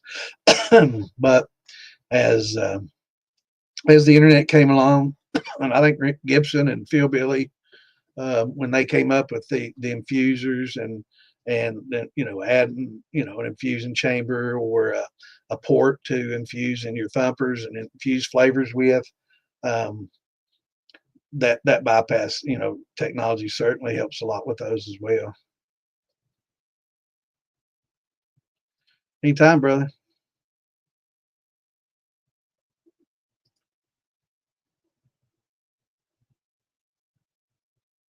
Okay, good question, Hillbilly. What I do with the grain, right when you first get ready to pitch your yeast. So after you've done all your conversions, everything's ready, it's cooled down, you're getting ready to pitch your yeast, stir the ever living fuck out of it. I mean, oxygenate it. I use a mud mixer on a drill, and I'll pull it out of the liquid just to the surface and chop the surface up a lot to create a lot of oxygenization, and then I'll drop it down in there to pull some of it down, and I'll keep doing that. You really want to create as much oxygen bubbles and oxygenate it as much as you can, because when you pitch that yeast in there, the first thing you want to happen is you want that environment to be aerobic, or contain a lot of oxygen, and that oxygen in the yeast get that oxygen, and it kicks them into a breeding cycle. So A, you can get by with using a little bit, get less yeast, but B, it decreases the time of fermentation because you've got a lot more yeast working early. So vigorously stir the shit out of it with that mud mixer and drill, get it really oxygenated, pitch your yeast, and then as soon as you start seeing the cap rise, few times a day, just gently push, don't mix it up, because after your first day or two, you don't want any more oxygen in there. It becomes an anaerobic, and you want it to have zero or least oxygen that you can, because oxygen will promote bacterial growth, and your yeast don't need it at this point because they've bred. They don't need the oxygen, and what little they do need, they'll get. So it'll cut down on your bacterial growth, but gently push that cap back down and keep it moist. And the alcohol, damn, I need a drink. My throat's getting scratchy. One way to fix that.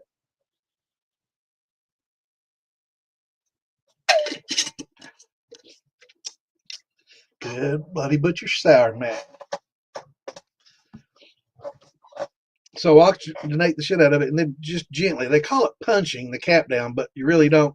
Punching sounds like violent and really disturbing, but you just gently press the cap down. That's called punching it. But you can use a spatula if you don't want to get your hand dirty. I just use a spatula, metal spatula, and just press it down just to the liquid till you can see the liquid come up above it and all that. And do that like a few times on the first day, as soon as you see the cap develop. I do it for the first few days, and then I'll let it go. And generally 5 or 6 days, it's pretty much done. If all the parameters are right, temperature's right, pH is right, if everything's right, it should ferment out for you in about 5 days. I think distilleries have it down, and they use special yeast and stuff, but they do like 4 days, 3 or 4 days. So you should get a pretty quick fermentation. But yeah, just keep it moist, and that moisture helps keep alcohol all over it.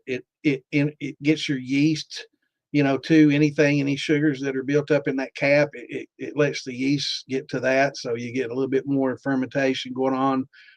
Finish a little drier for you, and that moisture helps hold in the CO2. It doesn't let the gas escape as easily, so it helps hold in CO2 and keeps the oxygen from the outside from getting in once it's moist. So yeah, all those is a benefit of pressing the cap down or punching the cap. But just do it easy, and you really don't want to stir it after day one, unless of course you have to. If it's a longer fermentation, it's lower temperature, it's going to take a long time. The pH is 2.4, and it's just stressing the fuck out of your yeast. Yeah, you're going to have to use some old baking soda, which we don't like to use if you've got to put the oyster shells in there.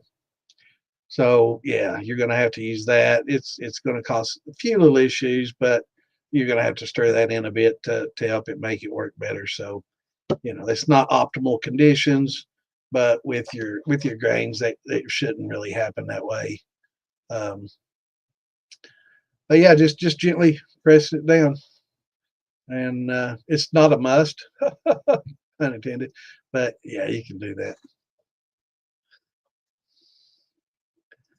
Mason jars and infuser they'll be using as well as apples in the pot. Awesome. I'd make me up I'd use some applesauce and some apple cider and sweeten it up and put a little bit of cinnamon in there. You'd be good to go, brother. I hope it turns out. I have some apple wine base. Would it work good in a corn mash instead of dextrose? Actually, either way, it's just according to what you like. I think most people prefer like an apple rye that have tried different combinations and played with things a lot. I think a lot of people prefer like an apple rye. That seems to be a really popular combination instead of corn. Mountain brandies, there's nothing wrong with corn, but you get a good corn flavor and then an apple flavor. And if you think the two of those combined would be something of interest, I mean, it's just an opinion thing, really. There's no right or wrong answer. It's just whether or not that combination appeals to you or not.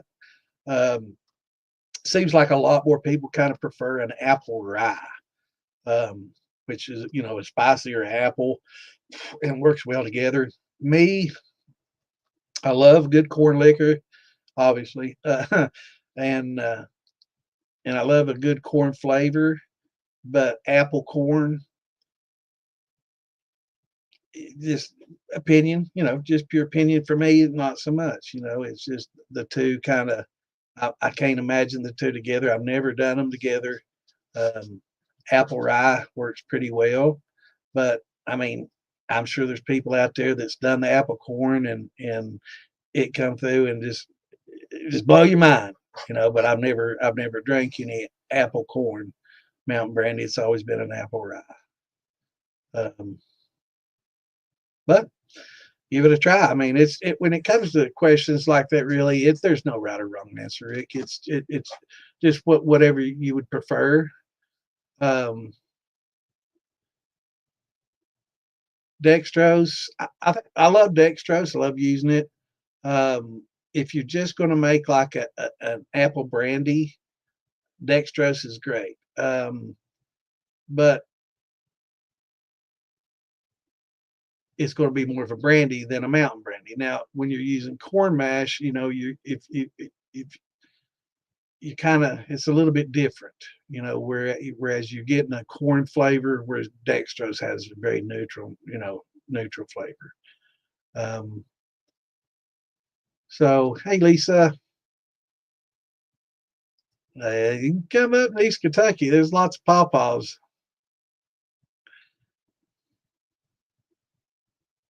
Yeah, I'd say that anonymously would be destroyed from the heat. I'm not going to guarantee it because I'd hate for somebody to make a bunch and find out that heating it up concentrates it or some shit, and they hurt themselves from it. But I do know that people have been eating pawpaws for freaking ever, and I don't know if anybody's ever died from it, but they say it's a neurotoxin. It can be carcinogen, a cancer causing thing as well. So I don't know. I do know that I've read about it, that anonymous, and I do remember that. Um, so I'm kind of weary because of that. Um, and I don't eat pawpaws anymore, but they're okay. I mean, after you've eaten them, it's kind of okay, whatever. I just get a banana and mix it with some other fruit. And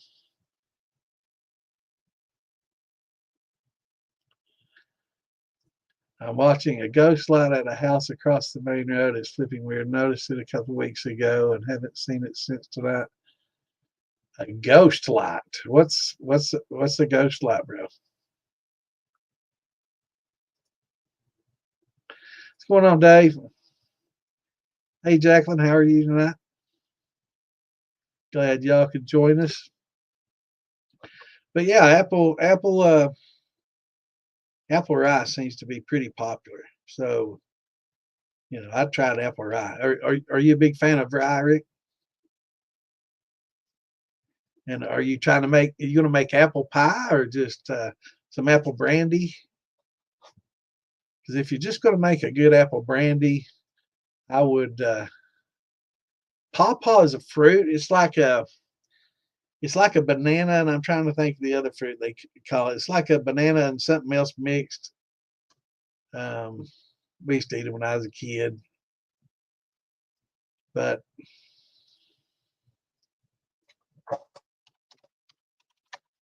it's yeah, it's like a mango banana pineapple kind of. That's what they say here. I never really got the pineapple, but it's like a mangoey banana would be a good way of putting it.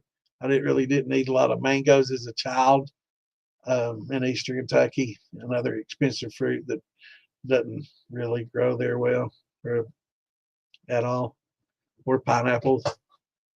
But it was just a banana-ish kind of odd. It's good. They're good.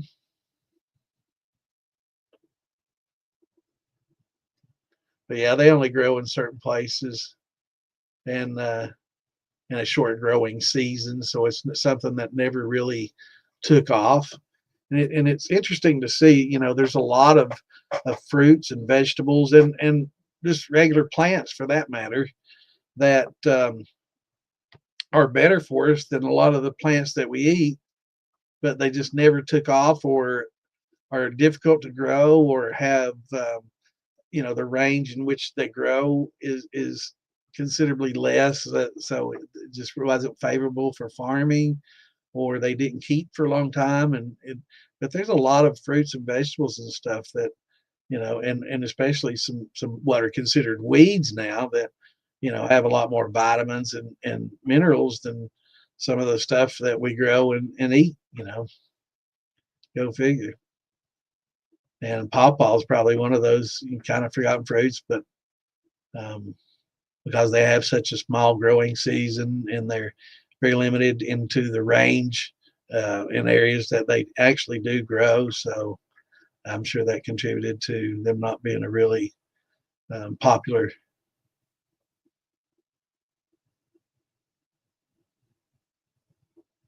Yeah, rye, it'll add some spice and some interesting flavors to anything, and that's, I guess, why a lot of people like these moths down here.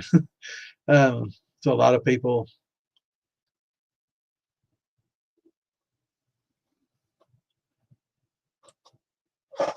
like using rye with a lot of different things. I mean, I like adding oats. I like throwing oats into a lot of different things for the softness and the creaminess that it adds. Seems to help take the bite out of just about everything. Makes it softer, a little better mouthfeel. So I'll throw oats in about all my grains. I don't even, a lot of times I forget to count it. I'll say, oh yeah, I'm running 3 grain. I'm running a little corn, barley, and wheat. And I wouldn't even think of oats as another grain that's in there. I just throw them in there, you know. But yeah, oats are good to run with a lot of things as well. Don't use a lot. Get a messy, as can wheat and some of the rye and others. But yeah, it's fun to experiment with a lot of grains and stuff. And I definitely can't wait to do some experimentation this year. We're starting to get warm enough here at night, um, where my temperatures don't swing too much, so I can ferment in my barrels outside. I do a little bit of fermentation inside, but it's generally in a 5-gallon fermenters. Yeah, we're still getting in the 40s, man, here in the evenings. Let's see, this next week, 49.62, 47.58, 47.60 for the low and highs. It's just not quite there yet, man. And then the next thing you know, it's going to be freaking 80, 90 the whole damn time. And it's going to be warm, yeah.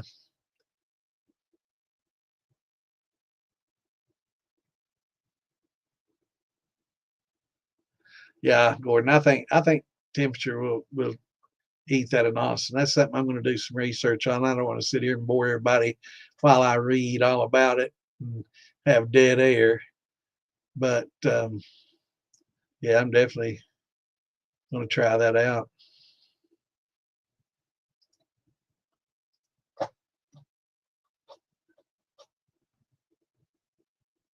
So what else everybody got running?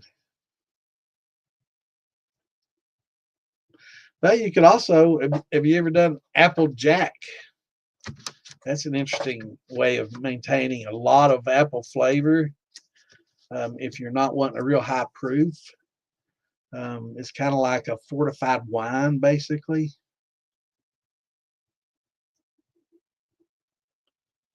Sugar beets. Yeah, beet sugar. That's very common. You know, a lot of people don't prefer the beet sugar. They say that they prefer the cane sugar of the beet sugar. They tend to think that beet sugar is a little hotter for some reason. I've never done a controlled experiment on that and done just the two to see if one's hotter than the other one or one works a little better than the other. Um, but they're an excellent source of sucrose, you know.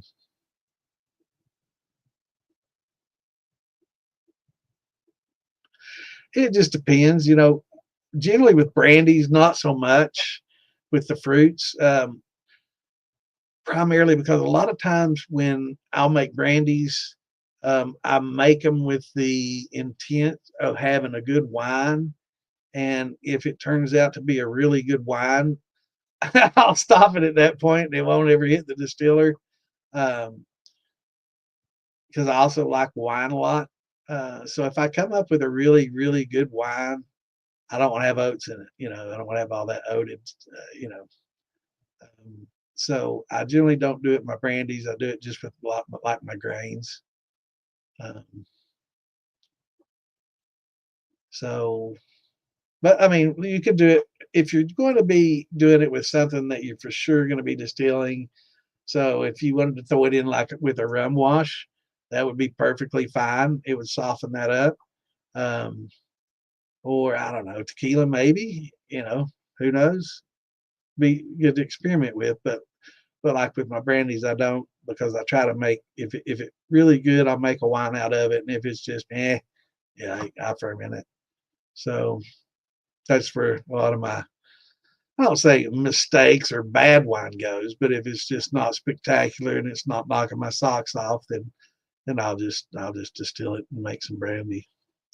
Yeah, a lot of people don't like the beet sugar. You know, and I guess a lot of candy makers and stuff don't like it either. You know, I've read, and I guess that's why when it's made with beet sugar, they don't advertise it.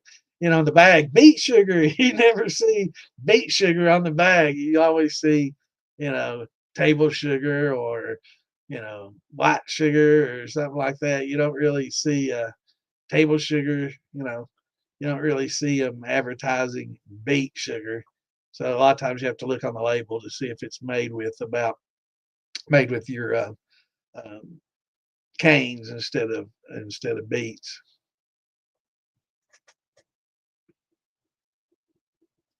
But Rick, if you've never tried inverting sugar, try that.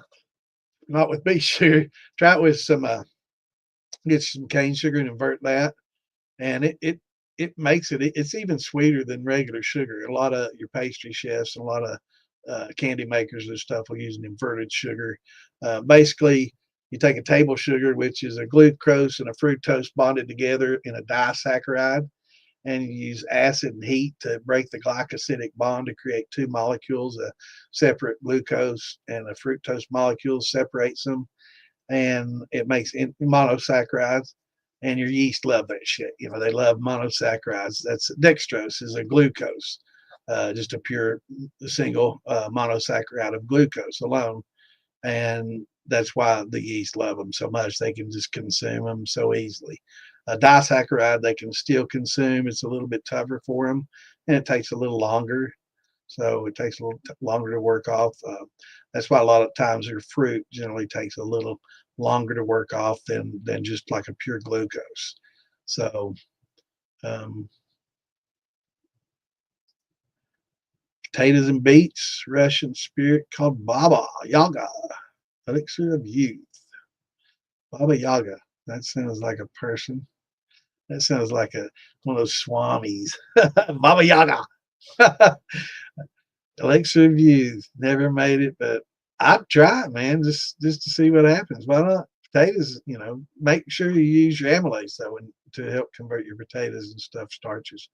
A lot of people think that you can just mash in potatoes and throw in a little sugar and it's good to go. But you always got to remember, anytime you're converting your starches, you're going to have to use enzymes to break down those starches to make them fermentable. So I don't care if it's from any kind of fruit that's a starch, like if you want to try to break down the starches in your banana, as well as just the sugars in the banana. Yeah, a little enzyme helps that. Any vegetable or grain that has starches, cholesterols, whatever that you're going to try to break down, you got to have amylase. So break them down. She's a witch. Sounds like it. Nothing wrong with witches though. Might be some out there listening. You never know, buddy. That'll make those little voodoo dolls, slacks. But yeah, that'd be interesting, brother. Let me know how that works out. It'd probably be pretty good.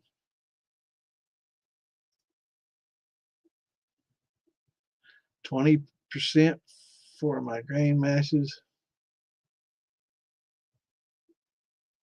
You start out at 20%. That's pretty high, bro. There's not a lot of yeast that are gonna be able to work. EC 1118 get you to 18 to 20. That's definitely max. So you could cut back on your sugars a little bit. Oh, 20%. Okay, I'm sorry. I was gonna say, damn, 20% alcohol. You up there, bro? Yes, I met your wife. Also, Lisa's on here, so she's the ditch witch. You better watch, buddy. That's what you say about two witches. What's going on, Jeff? What's up, brother? Yeah, oats. I love oats, man. Yeah, I use them all the time,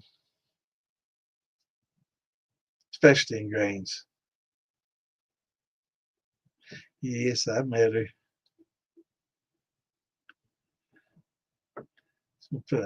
She put a spell on you, didn't she?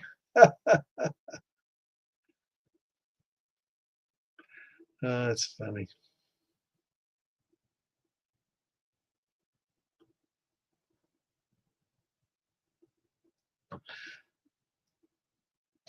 All right, somebody else come up with some questions. Need something to chatter about. Yeah.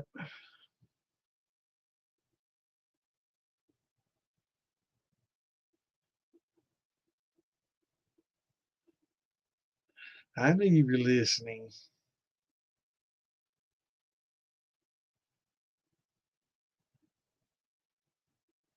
You're gonna put the hex on you, man. Make a little Slacks voodoo doll.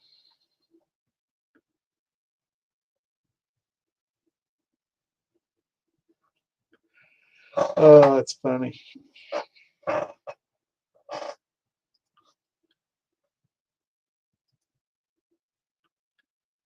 Let's see here.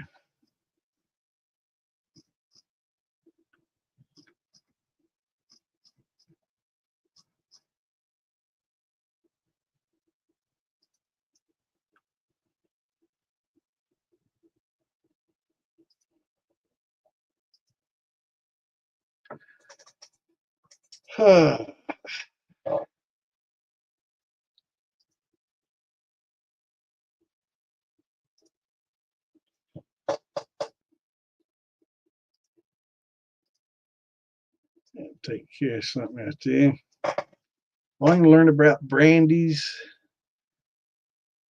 Okay, Jeff. The best way to approach brandies is to just learn about wines, because basically the better that you can make a wine, the better brandy you're going to end up with. So I was a grain, I was all about grains for probably 30 years before I started making wines and stuff and getting more into brandies and wines and stuff. And I was just about all grains and no sugar conversions and all that kind of stuff, and just about grains. And actually, for a lot of it, probably my first 15-20 years, it was just basically corn milled corn, and a little bit of sugar and water and bread yeast.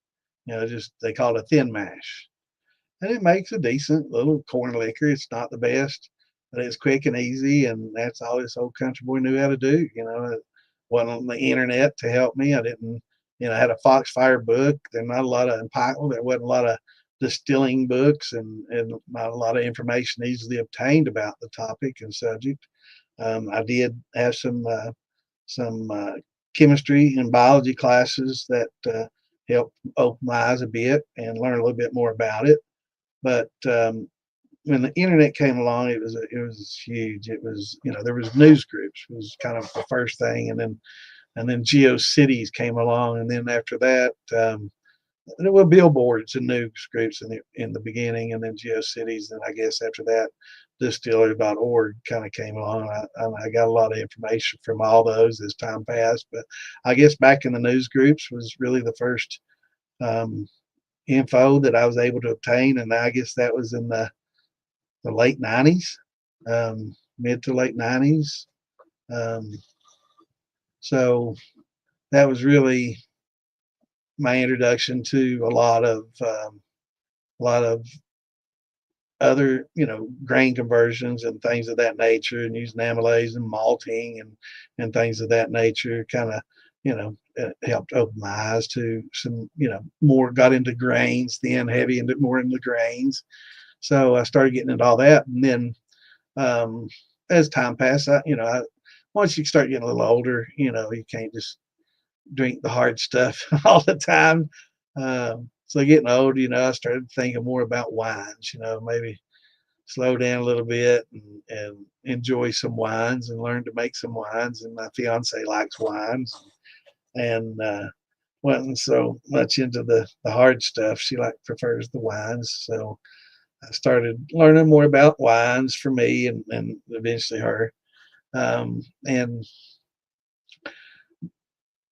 but I noticed that a lot of the information I was getting from, the distilling and moonshine groups really wasn't the same as what I was getting from a lot of the wine groups. So I started focusing. If you want to learn to make wine, you go to a wine group. You don't go to a moonshine group, right? You want to learn to make beer, you go to a beer group that specializes in beer, and not necessarily just a moonshine group. Because um, a lot of times you just get sometimes, well, I'm not going to say all in all, but generally you get a little bit of information, especially some of the places I was going for the wines and stuff, and had a lot of vintners in there that made, that were winemakers by profession and stuff.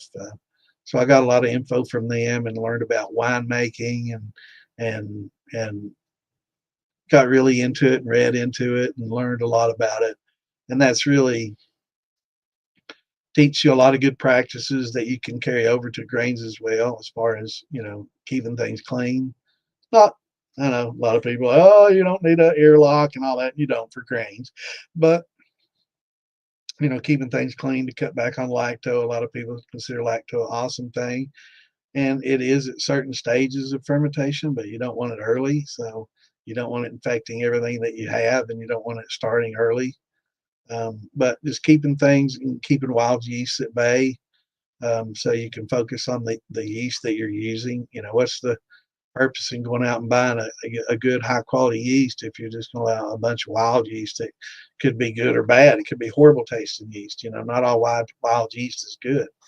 In fact, most of them aren't that good. So you learn a lot about the discipline and keeping things clean and preventing wild yeasts, and how to treat the fruit to get, because a lot of your fruits will have wild yeast on them, especially grapes. That white powdery stuff that's on the outside of your grapes, that's the wild yeast. You don't want that. Most grapes don't really have the best wild yeast on them. A lot of the raisins that you see people, that's another thing I don't like. A lot of people talk about using raisins as a nutrient. Don't do it. Just don't. I know a lot of people back in the old days would throw a bunch of raisins in there and they think it helped feed them, and it doesn't. And it says, oh, my fermentation is a lot better. Well, yeah, because they're covered in wild yeast. And wild yeast tend to work off faster and quicker, but they don't ferment really dry a lot of times. So, it ferments better when I add those raisins, so it's better. And no, it's not. And they don't really provide a lot of nutrients. But yeah, if they did, a lot of winemakers wouldn't have spent millions of dollars developing diammonium phosphate with, urea and other things in it to help feed the yeast and come up with Fermade and Fermo and Fermax and all these different nutrients for their fermentations. If there was something that simple, they would have used it. But yeah, that's learn. Go to some of these wine sites and not on Facebook, anything like that. Do a Google search and look for, like, wine institutes and some really heavy scientific and informative and some experienced, where you get a lot of experienced vintners. Some of your groups will have it, and I'm sure there are some really good Facebook groups that have vintners that run big, huge vineyards, that'll be happy to help educate you. Um, but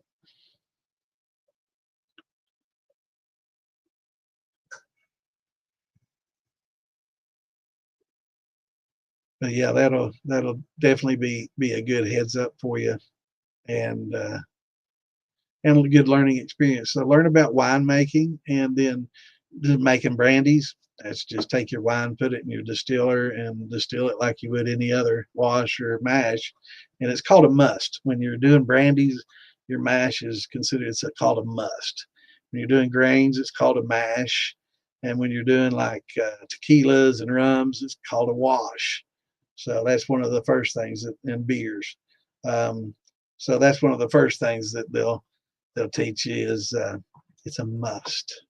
So they'll browbeat you if you call it a mash. I'm just warning you. Because I thought when I went in there, I was like, yeah, I want to know how to mash in some of these fruits. They're like, it's must. It's a must. It's not mashing. So yeah, they might browbeat you. Just don't tell them you're a moonshiner and you'll be all right. Yeah, I enjoy making a lot of wines and drink a lot of wines. I've got cherry wines that are really good. I make um, of course, I've had apple wines, I've got peach wine, blueberry wine, blackberry wine. Um, I've got a white grape wine that's really good. I call it Sweet Heat, and it's really good. That's one my fiance likes the most. But we found out she's got diabetes, so she doesn't get to drink very much of it. She can have a little sippy sip every once in a while, but we try to keep that keep that cut back. But plums also make a really, really good wine. So, you know, they're very interesting. I used to drink a Japanese plum wine, so I'm like, interesting. I'm gonna have to try some plums, and they make damn good wine and damn good brandy. Found out in some of uh, Western Europe and some of the Russian bloc areas, they call it a slivovich. The plum wine distillate, when it's distilled into a brandy, is called slivovich, and it's pretty good. I'm sure I'm butchering that pronunciation, but yeah, yeah. Who doesn't like a good wine? I enjoy drinking them. So there's a lot to make a wine, if you want to learn about it, ask questions. You know, I've read and learned quite a bit about winemaking, and I probably know about as much as that as I do with grains and other stuff now. So I really think I'm like obsessive compulsive. So when I get into something, I have to know everything there is to know about it, and really just focus and throw myself completely into it, and and really.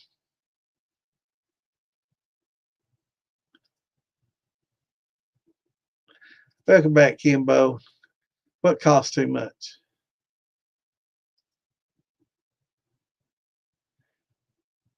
Jamie, I probably agree with you, brother. We try to keep the conversations non-political and non-religious in here, but yeah, I agree.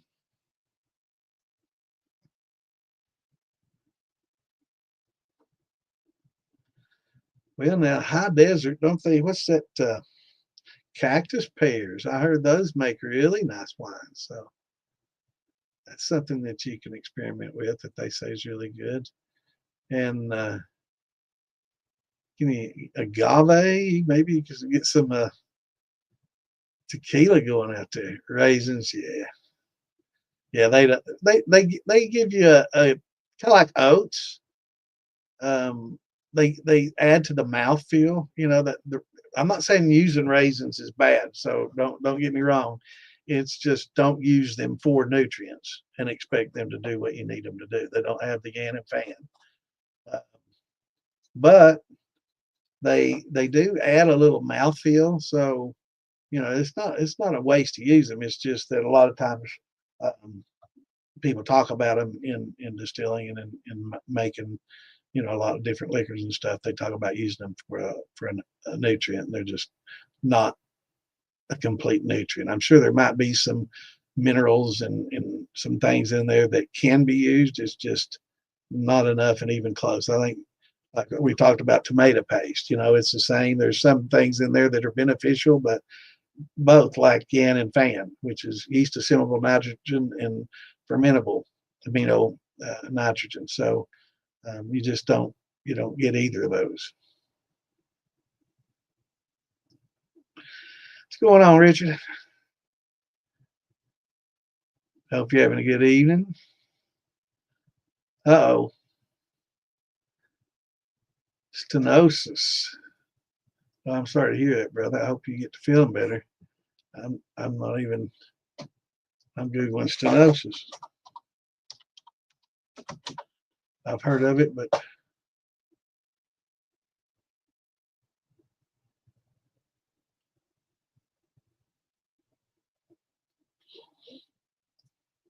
this is spinal stenosis. I hate to hear it, brother. I hope you get to feeling better soon.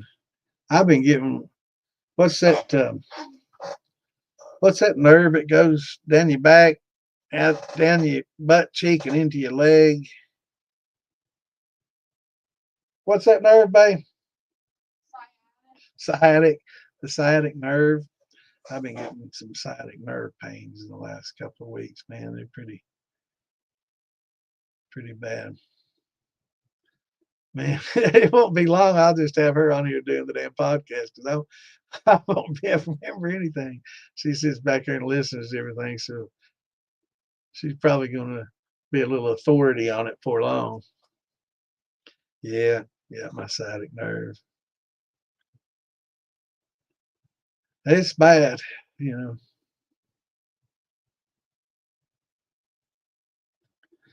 Absolutely, Dave.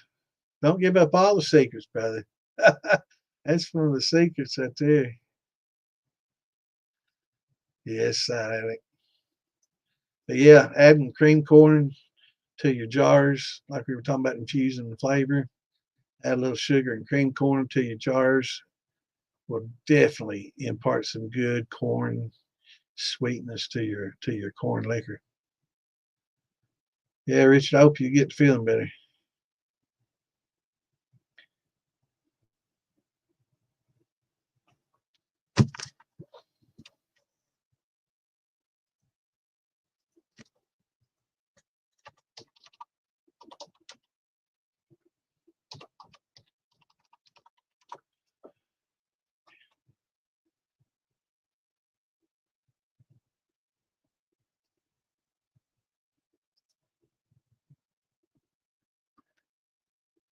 All right, now I just noticed.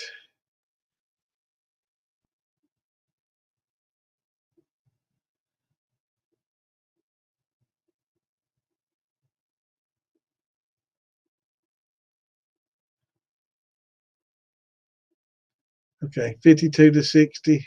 Thanks, Curtis. So yeah,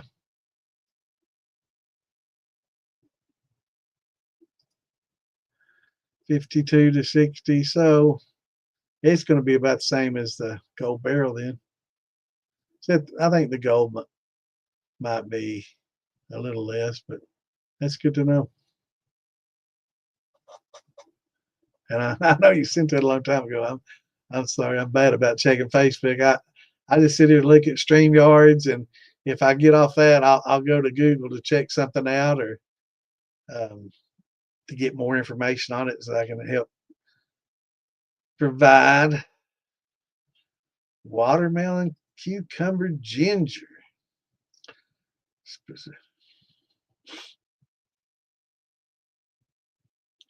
Damn, bro, that sounds good. Sounds real good. Love me some Yukon Gold. That's one of my favorite ones to eat. Those in the red skin. They're just like the plain. I am drinking Bloody Butcher Sour Mash. Select. And a little what's left of damn, I'm about out of peach brandy. I'm gonna have to get me another little jar. I've got a few gallons of it in there. It's 100 proof. This Bloody Butcher Sour Mash, I think it's like 120. It's got a little bite to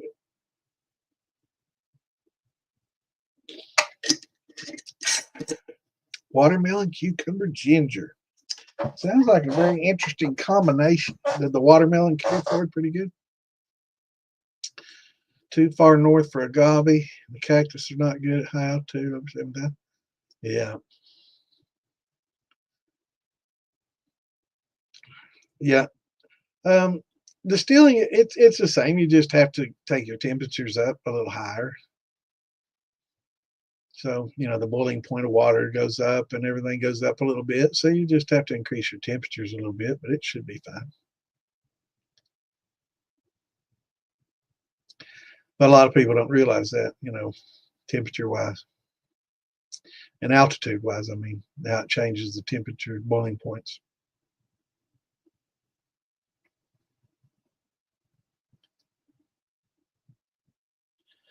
Yeah. Yeah. Perfectly fine for rum making. Yeah. You just don't want to get that lowest grade and definitely don't want to get anything that's sulfured. Definitely stay away from anything that's sulfured. A lot of times they'll get premature. A lot of times the premature cane, it'll still be kind of green, and they process a little differently, and they sulfur it, and it's just not as good. It's used for a different purpose. So, I mean, for the purposes that they use it for is fine, but it's just it doesn't make for good um, pastry, cookies, or rums. It's not really good for that. Cool. So did you make a watermelon mash, or is this just infused on a neutral?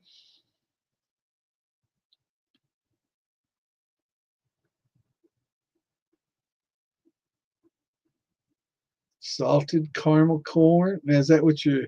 I use. I think Tyranny makes a salted caramel corn flavor. I use good stuff.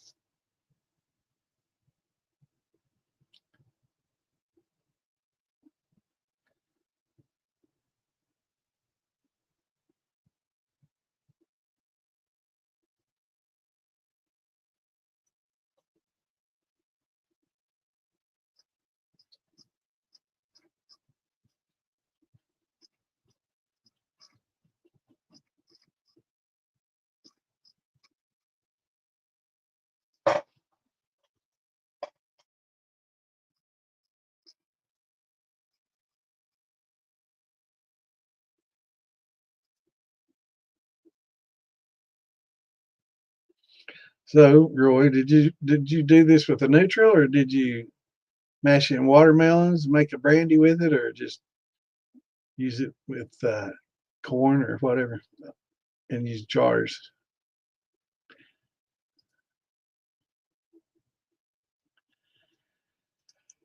Welcome to my world, brother. My first one tasted like shit too. My first one, I scorched the cornmeal when I heated it up to add sugar. I didn't know to start with boiling water and add the sugar, and then throw the cornmeal on top of that. So I kind of learned the hard way about that. It's all a learning process.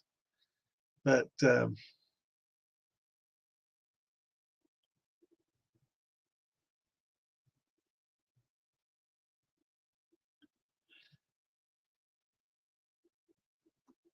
sounds good, brother.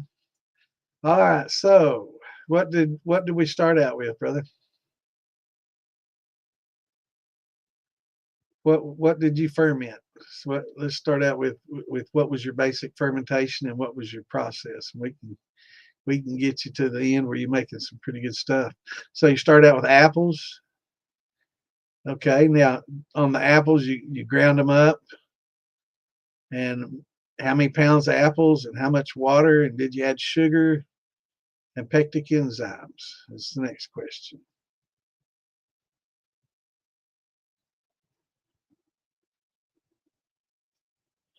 Cool. Sounds good. Yeah, I use it in the diffuser and in post flavoring to make drinks. The Tyranny.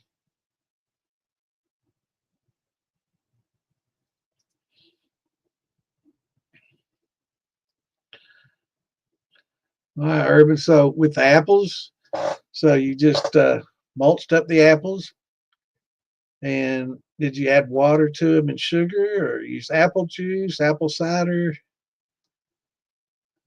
3 pounds of apples, 5 gallons of water. Okay. Um, it's going to be pretty light on the apples. What you want to do next time, instead of using water, just use apple juice, and make sure it's the just 100% apple juice. Make sure it doesn't have potassium sorbate or potassium bisulfate, or what's the other one? Sorbate, metabisulfate, and benzoate, sodium benzoate. Yeah, try to use apple juices next time instead, or apple cider works too. That way you're not diluting anything with your water. Also, we have do you have a hydrometer triple scale? That'll help you measure the amounts of sugar that you have in your mash or wash or must. Cool. So just use that, and a lot of people just use apples and just apple juice and then sugar, but just heat it all up, apples and everything, a little just a little bit of pectic enzyme will help break those apples up a little better and get some more apple flavor out of it. But heat them up, kill off any bacteria or wild yeast or anything on 160-degree water, pouring over the apple puree or whatever works just fine. 160 plus generally kills about everything that you have to worry about. And then you can mix your sugar into that hot water, and you can start with a recipe that'll get you pretty close to a certain gravity. Just make sure that you allow the temperatures to drop before you take a gravity reading, or if you don't, make sure that you use your conversion chart for temperature adjustments, because I think they're based on a pretty low temperature, like 60 or something. So be sure to use your little chart that adjusts for your gravity readings. But with just apple juice and a little apple cider, apples, and then some sugar, let that work off, and then just rack off the, you can get a sieve in there and get all the apples out of it once it's done. Try not to disturb the yeast bed in the bottom, and just rack that off into another vessel. And let, I use a big 5-gallon water jug, those little light blue ones that you get, you turn upside down in those little water dispenser things that you see at the offices.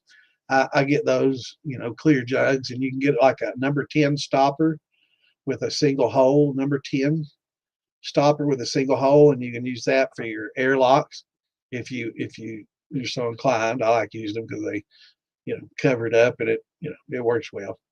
And you're not sealing it entirely, but and just let it work off, and let everything settle, and just you siphon it off with the hose. I use a silicone hose to siphon with, so a little 1-inch. And they make some vinyl stuff too that's designed for alcohol. You're welcome, Mitch. Drop in anytime, brother. We love having you here. It's great just to sit and listen and pick up some knowledge. If you have any questions, be sure to ask them, brother. But yeah, once you get your gravity right, and pick a good yeast, and throw a little nutrient in there, and you can use diammonium phosphate. You can get a bag on Amazon for, it's like 11 or 12 bucks for a pound.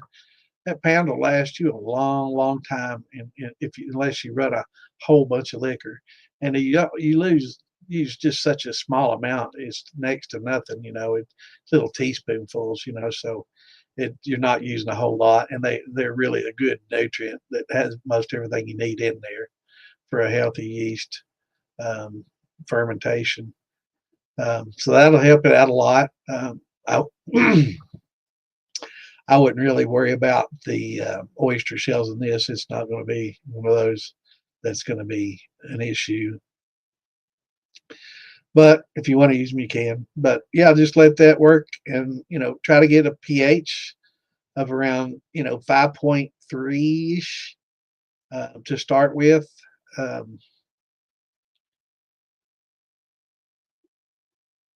Yeah, but if jump in the Moonshine Militia on Facebook, and we can get you going. But yeah, starting out that way should get pretty good.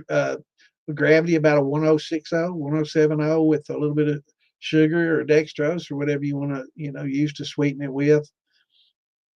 We'll get it up there. Do you have a thumper?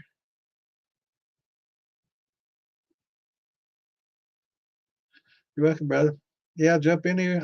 We're here on Wednesdays and Saturdays at start 8 Eastern. So jump in here anytime, or else join the militia and ask your questions there. There's a lot of people there that'll help you.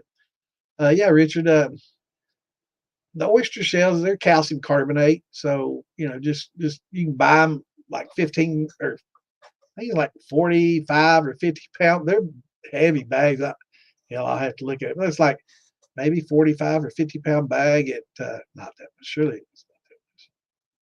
It's a bag about that big. They're like 12, 15 bucks at Tractor Supply, maybe 40 pounds. But it's used for your chickens to help keep their calcium up. They use it in the chicken feed to help keep the calcium up, and makes their eggs good and solid. And boil them. clean them up and boil them, and that'll kill off any bacteria in them or anything. And it just helps buffer. It's just a buffer. It won't like, it's not great for like boosting pH, but it'll prevent it from dropping real low. You follow me? So once things become so acidic, it'll start dissolving this calcium carbonate out of the shells, and it will prevent it from getting real low to where it'll affect your yeast. So it's not really something that's going to boost pH. It's just a buffer to prevent high acidity. So if you use the thumper, you can Urban, if you use the thumper, you can put some apple cider in the thumper to help carry some flavor forward. And also, once you get a little bit further along, we'll teach you about saving your tails and putting those in your thumper as well to help boost your production. Yeah, they're cheap. I wouldn't personally collect them. And I'll talk about that and say I wouldn't personally collect them because I know the ones that you get out in the ocean have a lot of salts in them, and they've got a lot of critters that crawl into every little pore, and there's always going to be some, algae and stuff in them and shit. So it's really probably I just buy them, and I'm not sure how they process them when they bag them up. I'm not sure really what they do to clean them up, if they do much at all. Um, but I like rinsing them, and then I boil them. First of all, I break them up into smaller pieces. I want them in big hunks.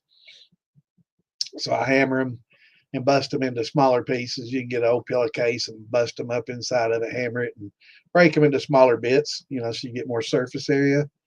And anything real fine, I just throw it in a water jug and to make a buffering solution. And that'll actually help change pH. But bust them up and put them in a cheesecloth bag. Make your little bag out of cheesecloth, or just wrap it in it and tie it.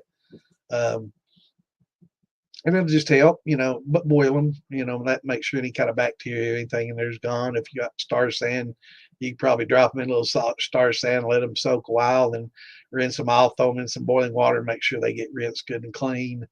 And yeah, people bake them, same with eggshells, you have to do the same with eggshells. But it's great for gardening. It's great for your chickens, and it's great for buffering, mashes that become acidic, like we were talking earlier about some of your tequila washes, some of your rum washes, your sugar shines, and things that are, really high sugar concentrate that tend to work off really quickly, because those high sugar fermentations produce a lot of organic acids and stuff that cause the pH to just crash. They call it a pH crash. So what's going on, Michael?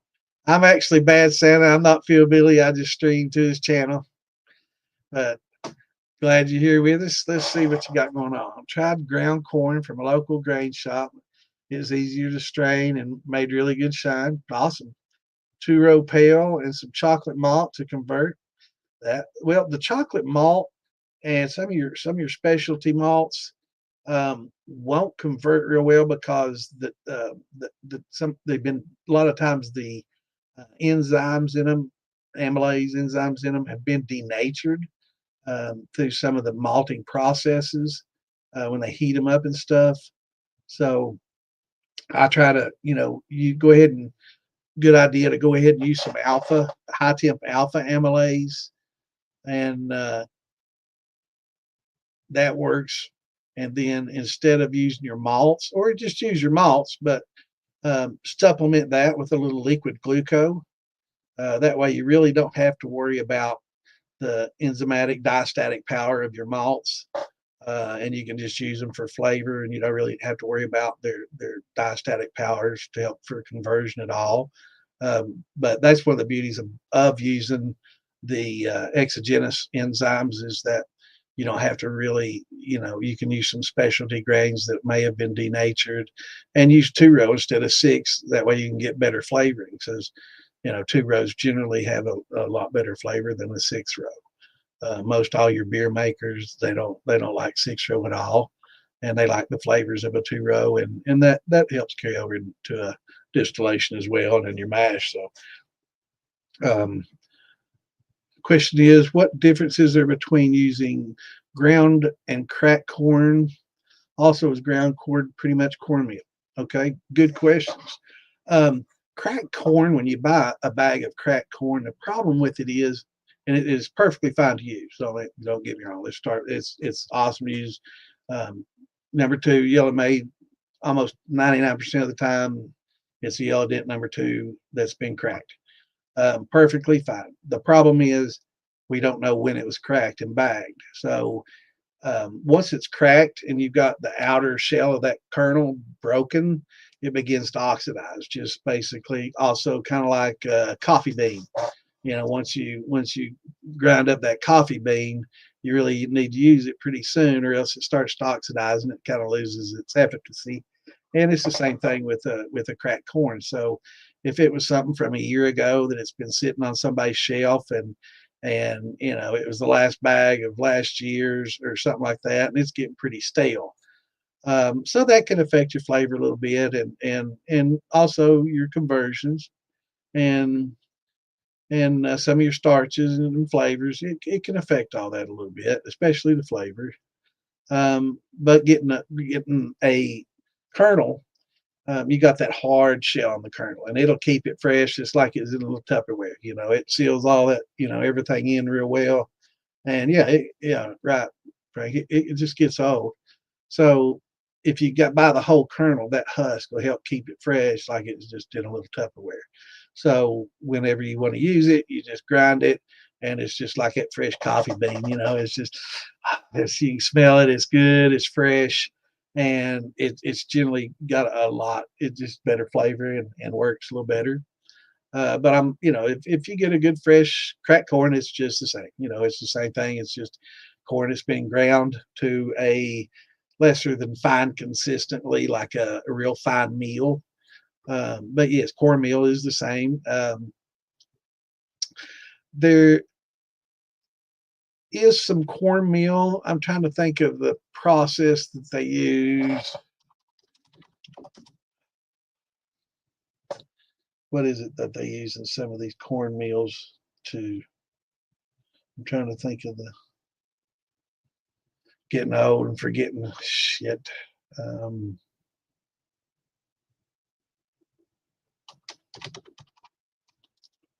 Enriched. That's what the word I was looking for. You don't want to use like an enriched cornmeal. You just want regular cornmeal. So if you get a regular cornmeal and like it or like an enriched, you don't want that to get the enriched, and that could be just you know I think they put iron in it and stuff like that. So and that's something you definitely want to keep out of the meal.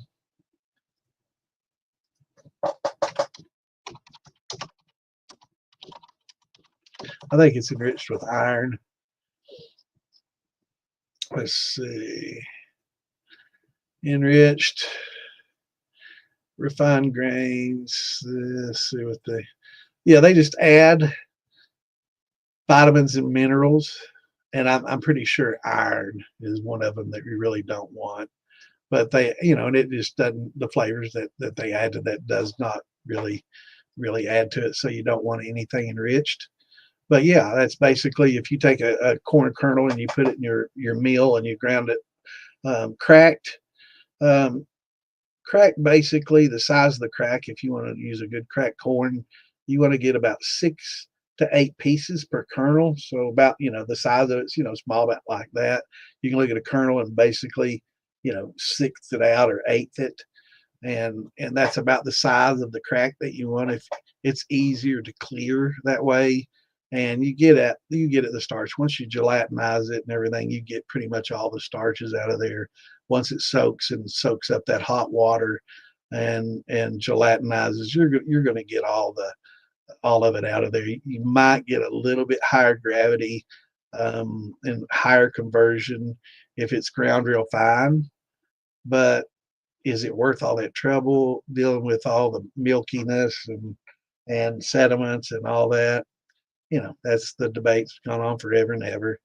But a ground meal, it's basically just grinding up a cornmeal into a grinder, a mill, the grain mill, and the size of the grind. But yeah, cornmeal, you can make your own actually. You get your own little grain mill and get you some corn, yellow dent #2, and make you some really good cornmeal and some of the best cornbread you'll ever make from it, you know.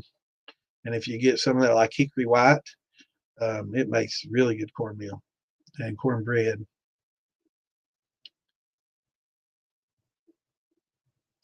Cool. Yeah, I'd say, you know, it should be fine. I mean, it works. It's just like coffee. You know, you buy it ground up, you dump it, you drink it. It's good. You know, it gets the job done. But to take it to the next level, you know, getting that finely ground stuff, and I think corn is kind of the same way. You know, especially a good quality heirloom corn.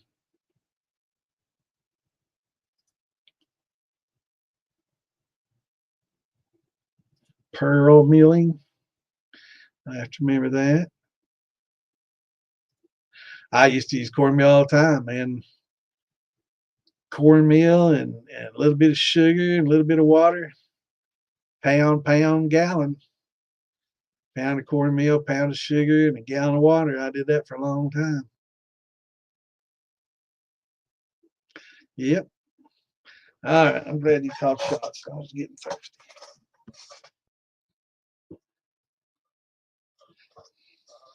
How much do you depend on temperature and hydrometer readings compared to taste, smell? Actually, when I did it for so many years without any of that equipment, I got pretty used to, you know, just my taste. And once you develop a good recipe and get consistency, you don't need, especially a thermometer, you don't need it. I mean, once you get your recipe down pat, it's just replicating it. You know, just doing the same thing, replicating it.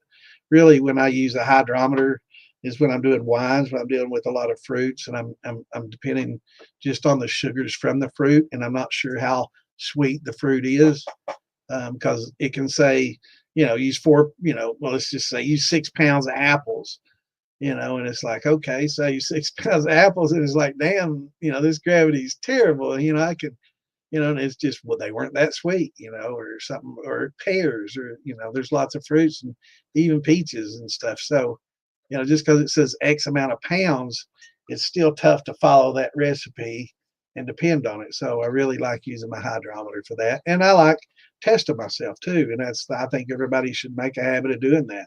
You know, before you ever drop that hydrometer in there, you know, drop your finger in there and or a little glass, shot glass, or a little teaspoon or spoon or whatever, and get you a little bit and taste it, you know, and see what it tastes like. It's not going to kill you. It's just mash. It's just a beer, or it's just a wine. You know, it's just premature. So, you know, taste it and see how sweet it tastes to you. You know, and at the end, do the same. You know, sweet, taste how sweet it is. You know, get it on your fingers, let it dry, rub it around, and see how sticky it is. You know, see if it's still got some stickiness to it and a little sweetness in the flavor. So always test yourself and then use your hydrometer to see how good of a guess you made. Yeah, I'd say they do. I've never tried heirloom corns like that, um, but I'd say they certainly do.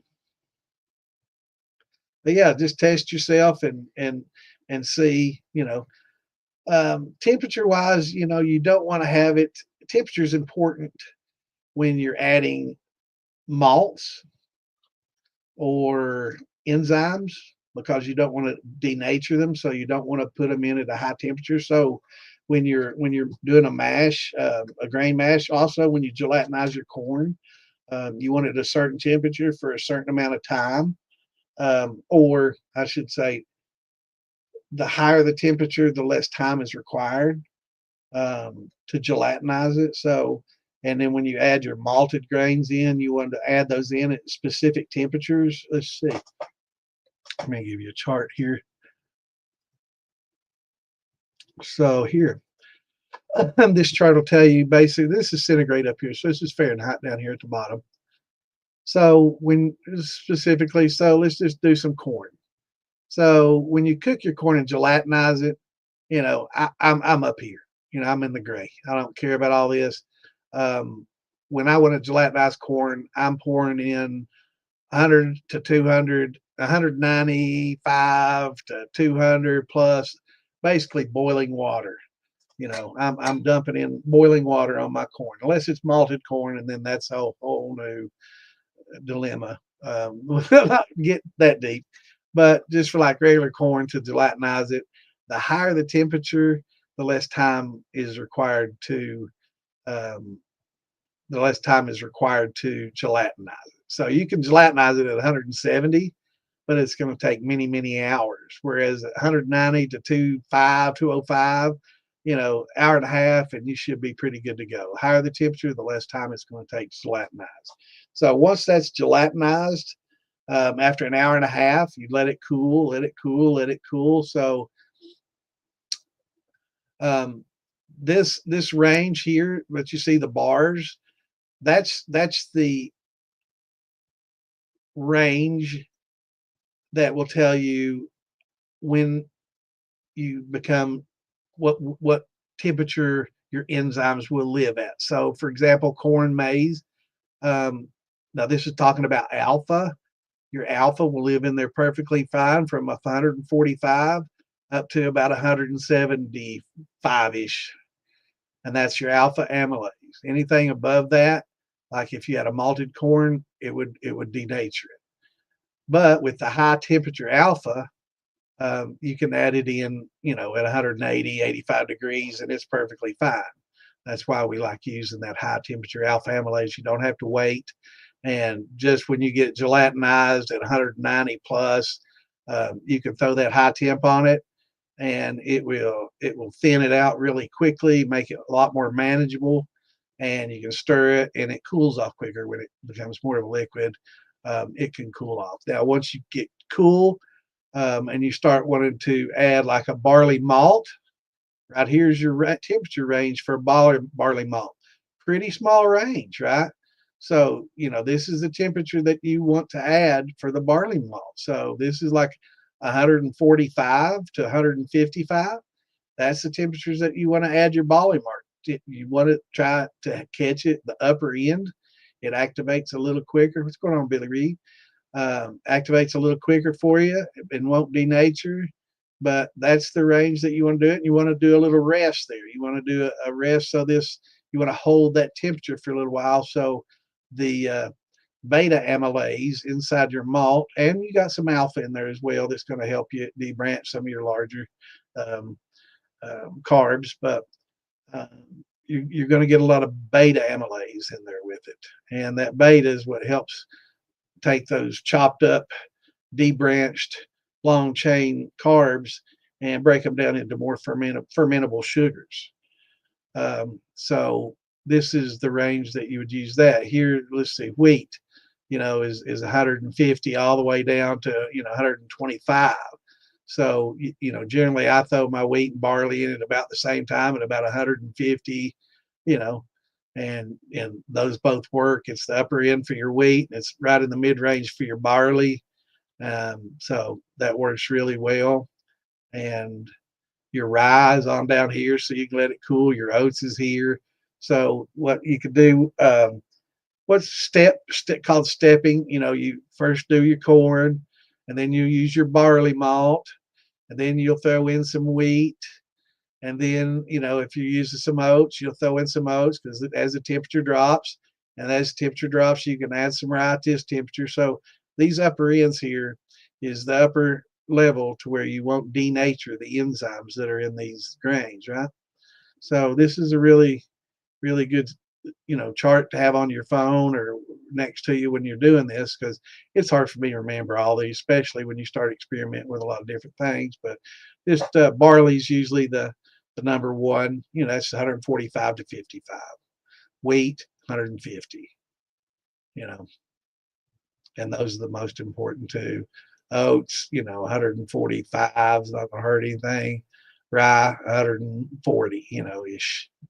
So, but this chart will help you. I've got this chart. It's in the file section in the Moonshine Militia. It's also on Distilling 101 page, and in DIY Shine and Stuff page. So if you want it, send me a message. I'll shoot it to you. It's a great chart to have.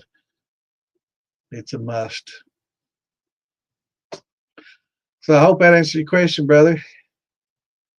But yeah, that's when temperatures really come into the most important play is when you're dealing with your malts, so you don't denature anything. And also, um, the malts do have the beta amylase, but I also use what it's a liquid glucoamylase, and I can add that right when I'm adding my yeast or at a yeast pitching temp. So about 95 degrees, you can add that glucose.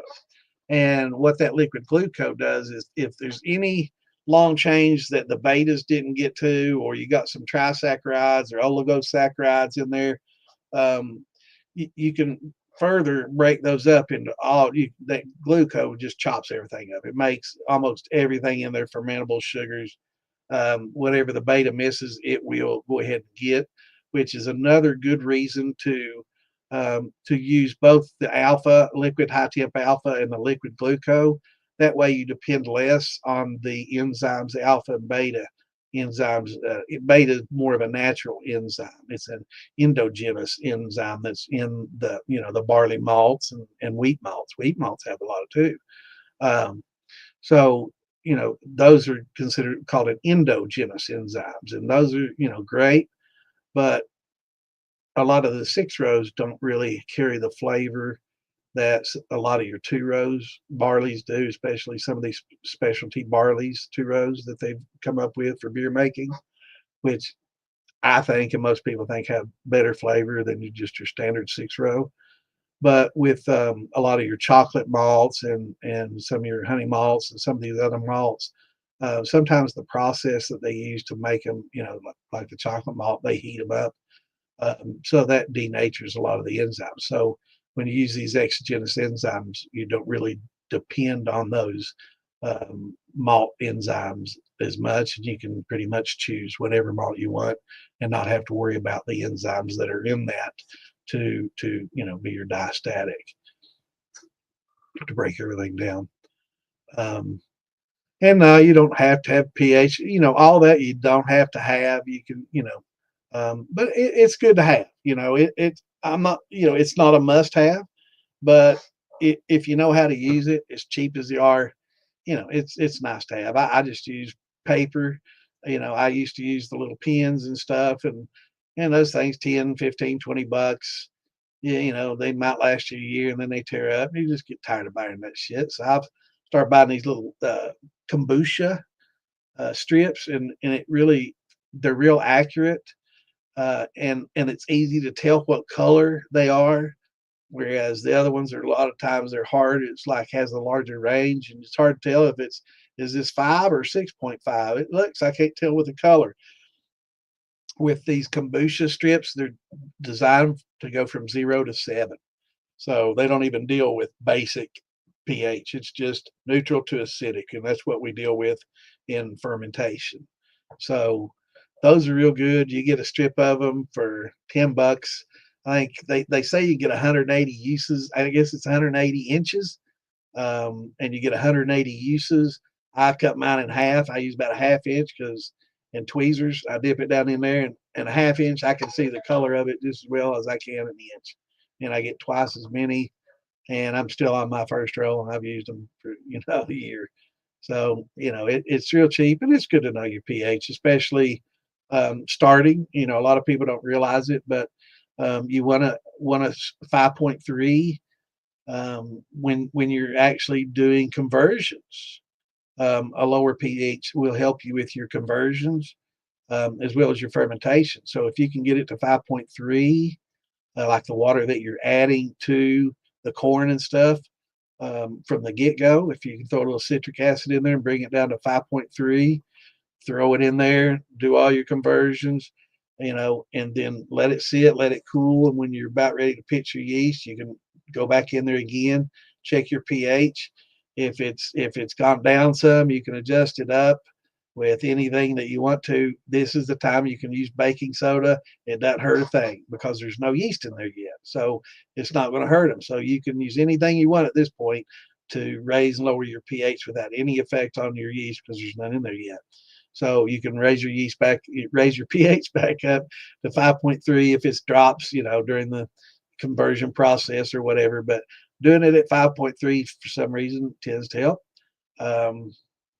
So it's good to have it kind of low like that, slightly acidic. So use it that way, and I like getting it scientific. I've had some chemistry. I've had college chemistry and biology and stuff, so I enjoy getting into the scientific side of it. But it's 100% not necessary.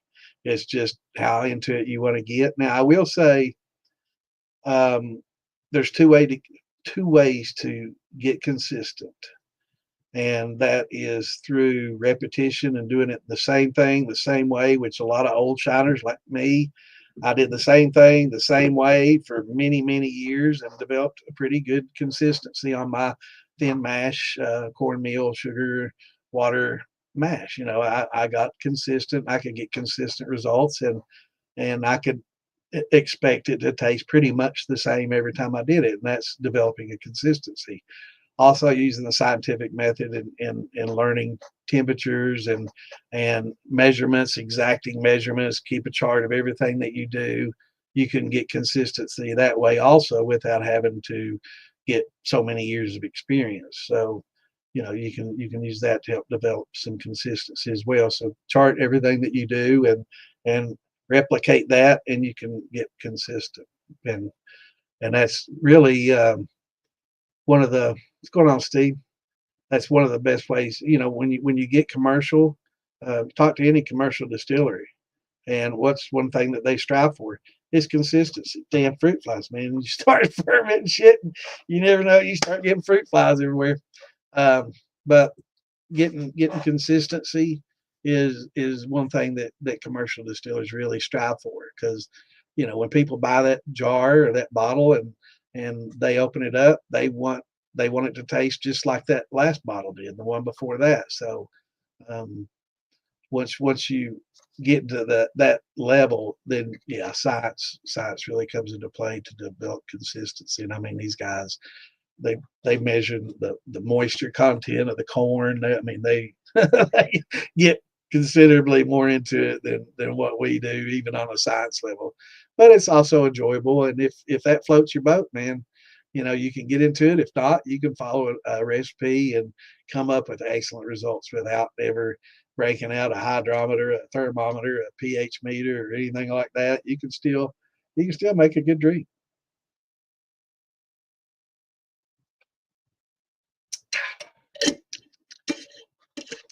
Good stuff right there. That is for my buddy. I'm not sure what the W stands for. It's Buddy Butcher Sour Mash. Jeff, you'll have to tell me what the W stands for. But it's Buddy Butcher Sour Mash Select. Very good stuff. Buddy Jeff makes good corn liquor. I haven't made any in a while, so I don't have any in there jarred up. I got mostly brandy in there right now. No, I've never made pumpkin alcohol, but you can. I mean, there's plenty of starches in a pumpkin. I think it would turn out very slimy, but if you can get it cleared out good, I'd say it probably tastes pretty damn good, to be honest. But you again, with your starches, damn, I hate these fruit flies. Oh my God, I'm starting already, man. I hadn't missed them all winter. Now they're back. And they always come around this damn monitor. It's so bright and white, and they all flock to it, especially when I open up a jar and turn on my monitor. But yeah, they're, as long as you use the amylase just the same, you got to use your alpha and your glucose, unless you want to make some pumpkin and mix it with a little malt and bring in your diastatics from your malts. Yeah, you can, and that's another reason why I like having the high temp alpha and that liquid glucose. You can use any kind of starch. It's great for potatoes, any kind of starchy vegetable or anything. You can convert. But yeah, there's plenty of starches and sweetness in pumpkin. I'd say it'd be kind of slimy. It'd be a mess. I don't know. I imagine it might make a pretty good cap. I think I've heard people doing it. I can't remember what their results were though. I think Phil Billy probably has done it a time or two. He's tried about everything, man. That'd be a good question to ask old Phil Billy. Jump in there on the militia and ask around. I'm sure there's some of those boys that's done some pumpkins. Because you can get them cheap as fuck, after Halloween. I mean, you can pretty much walk up and down the street and get all, but I guess most of those have been scraped out and sitting out for a while. But hell, that's probably started the fermentation process already. Strawberry first few.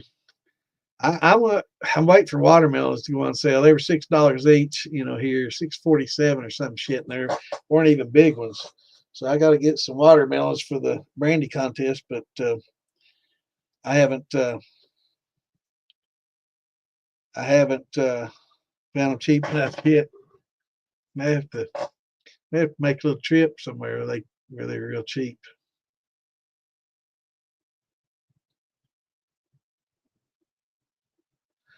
Well, it's getting about that time. It's almost 11. I try to keep it down to 3 hours unless somebody's got a question. If there's still some questions out there, or if I missed a question. If I missed your questions, be sure to ask me, and we'll repeat it. Don't I won't get mad at you, I promise. I don't get mad. It takes a lot to get old Santa mad.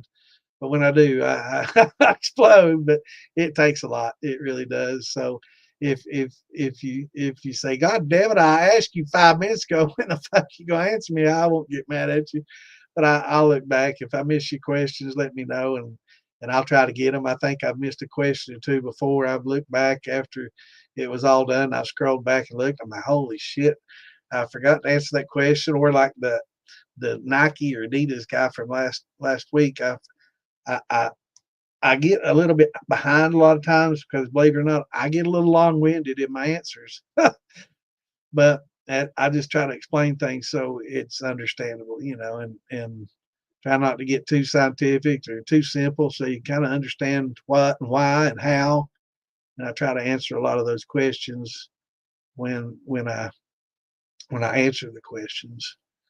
That way, it's understandable to everybody because I know a lot of the reasons a lot of people don't like the scientific stuff is because a lot of these scientific assholes try to use a lot of big words that impress everybody with their big scientific words. But it's like, you read it, it's like, what the fuck did I just read? It's hard. They don't explain it on a layman term. And I think more than half the time they do that, it's because they're trying to impress people with their knowledge and not really educate. And I've had that also when I was in school. I've had a lot of people that were a lot of instructors that were more intent on impressing than educating, and that becomes a big problem. But so if I don't get to your questions, repeat them or let me know that you've asked them, and I'll try to get to them. All right, brother, get your donkeys in line. We're gonna be out of here anyway, Kimbo. It's 11. I'm at my 3 hour. I try to do 3 hours, but I'll go over if there's somebody wanting to just talk about something, man.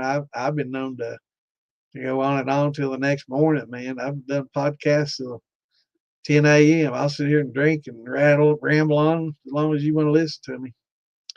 But we'll be back Saturday at 8 Eastern. So if you got any questions, I enjoy having y'all here as well, Jeff. I do, and I enjoy questions, and I enjoy learning things from people here and questions that they ask. Sometimes, believe it or not, don't don't believe what they tell you. I can't answer everything, so sometimes the ones that I can't, I will look it up, and if I can find a reliable source, like on the Anonymous that we were talking about earlier, I'll let you know.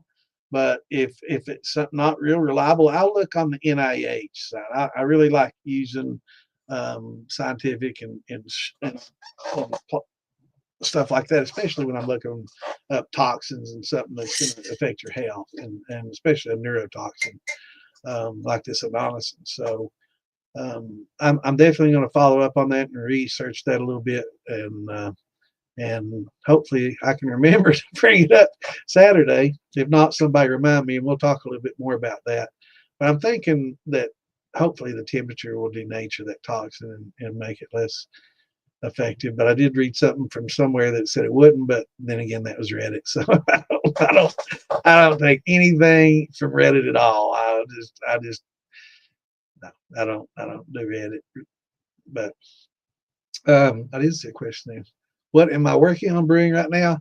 I've still got the blackberry brandy I've got to run. It's been in there for a few months.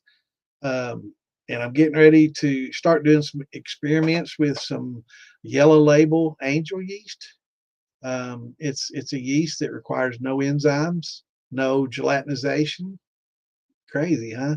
So I'm going to do some rice with it, which is what it's intended for.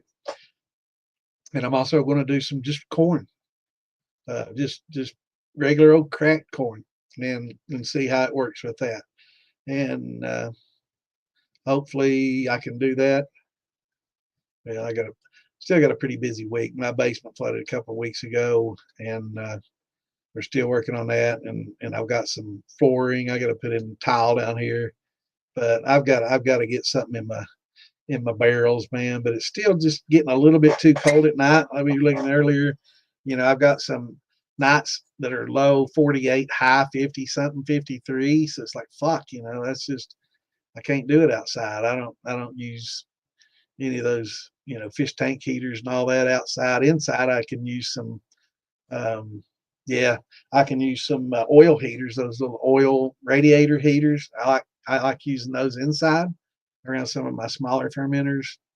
But I'm really looking forward to, nighttime temps in the 60s, daytime in the 80s, so I can, at least average 70 and expect some decent results. It's better if it gets warmer. I'd rather 70 at night, 85 during the day. That's perfect. And do it in the shade, because you don't want the direct sunlight on your barrels, especially if they're black barrels, because those suckers can get hot as fuck, man, and it can ruin a fermentation and kill your yeast in a heartbeat because they get hot. So I like to ferment in the shade outside. So that's another little tip. I think somebody said shots. Thank you, Frank.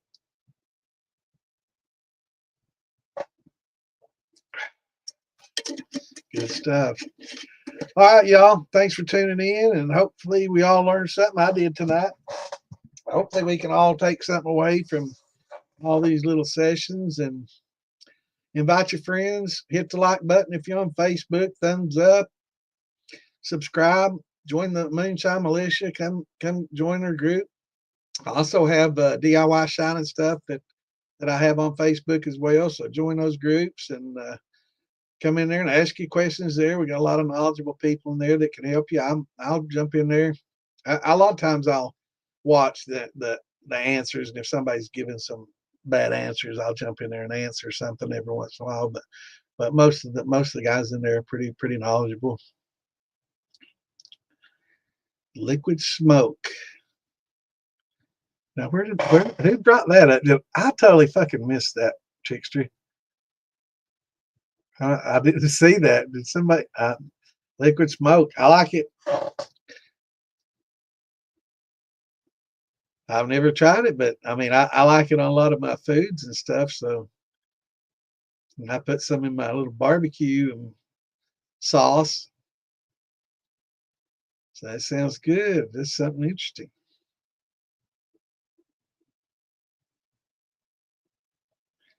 Yeah, rub it in, Frank. How you got outside, and what's your nighttime and daytime temps there, brother? You're close to the coast, though. You probably averaging 70 or 80 over there by now.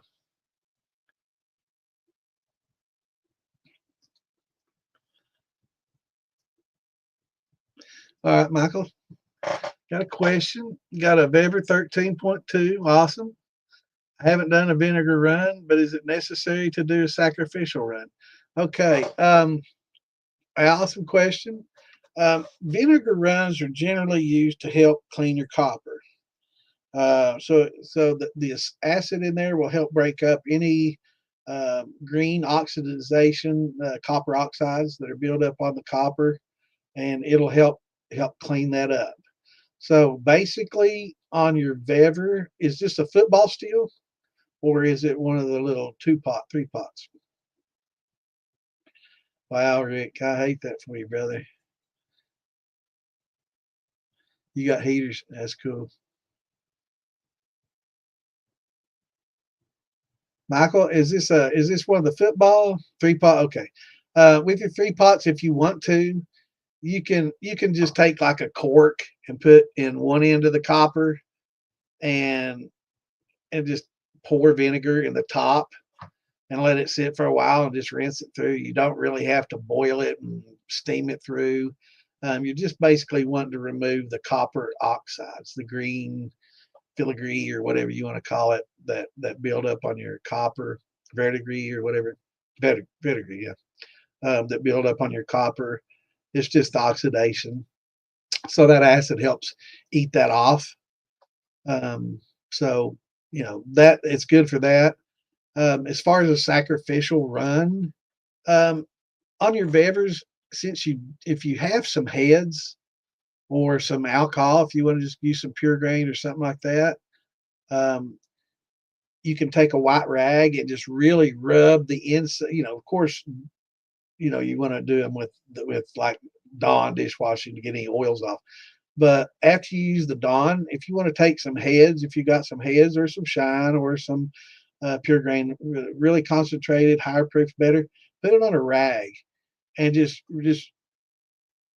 yeah, yeah, yeah. Did you? Yeah, on your worms. Yeah, you can cork one end and just pour your vinegar in the other and let it sit and let it come through and save it. Put it in a jar. Just put still cleaner on your vinegar jar. That way you don't try to use it in foods, and you can reuse it.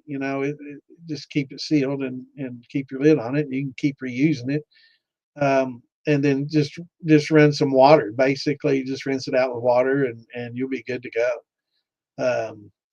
But for a first time use, I would recommend going ahead and running some hot water through it. That hot water is going to get anything that's water soluble. The vinegar is going to get anything that is acid soluble.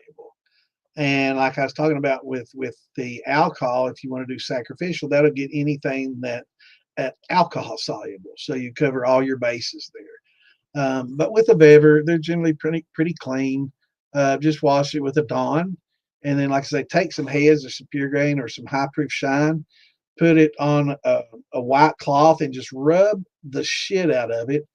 That will clean a lot of your buffing. Buffing, they put some buffing compounds on these pots that will be hard to clean off, and they use it for polishing compounds, buffing compound. Um, Clean those up with some heads, and it'll, they will build up, and it'll get all that polishing and buffing compounds off of it. You'll see that rag; it'll turn gray as fuck, man, and it's like, wow, I had no idea after I cleaned it, I'm still getting this off there. So you could actually use rubbing alcohol. I mean, just clean it afterwards, rinse it with water, and it's not going to be a high enough concentrate to hurt you. It's going to evaporate, right? So, and you pour it on the cuts, so it's not like it's going to kill you. You're not drinking it. But yeah, just rubbing alcohol, anything like that works, and just clean it. I mean, you have to put a lot of elbow grease in it, but it'll clean up a lot of that inside. I don't worry about the outside, but the inside, you'll see that gray shit coming off, man. And so get all that you can off. It's a buffing compound, rubbing compound, whatever, polishing compound. A lot of it too, if you see how they're made, it's a big hydraulic press, comes down and it stamps a big square piece of or a round blank into a pot, and it's like then they trim the edge and make a pot out of it. And if you look at the grease on that head coming down, man, with that friction and that pressure and the temperature that it goes through, just suddenly it gets hot, And when it goes through that press, it puts a lot of that grease into that metal pour, So using alcohol like that, rubbing it out, you'll be surprised, especially on some of that Chinese shit. But they make good pots. But I always recommend somebody run some, vinegar water or just water through it, A, to get familiar with your steel, but B, to look for any leaks, because you don't want to have a good run going with a good mash, and all of a sudden you have to stop in the middle to deal with leaks and shit. So it's always good to get familiar with your steel, get familiar with boiling and having the steam. You don't need a condenser water, in your condenser or anything. But if it's the 3-pot bever, it's your thumper is basically a slobber box unless you use the little downcomer in it, and it's really tough to use. And the condensers on them are way undersized, so you really have to keep that condenser temperature water that's going in there really cool.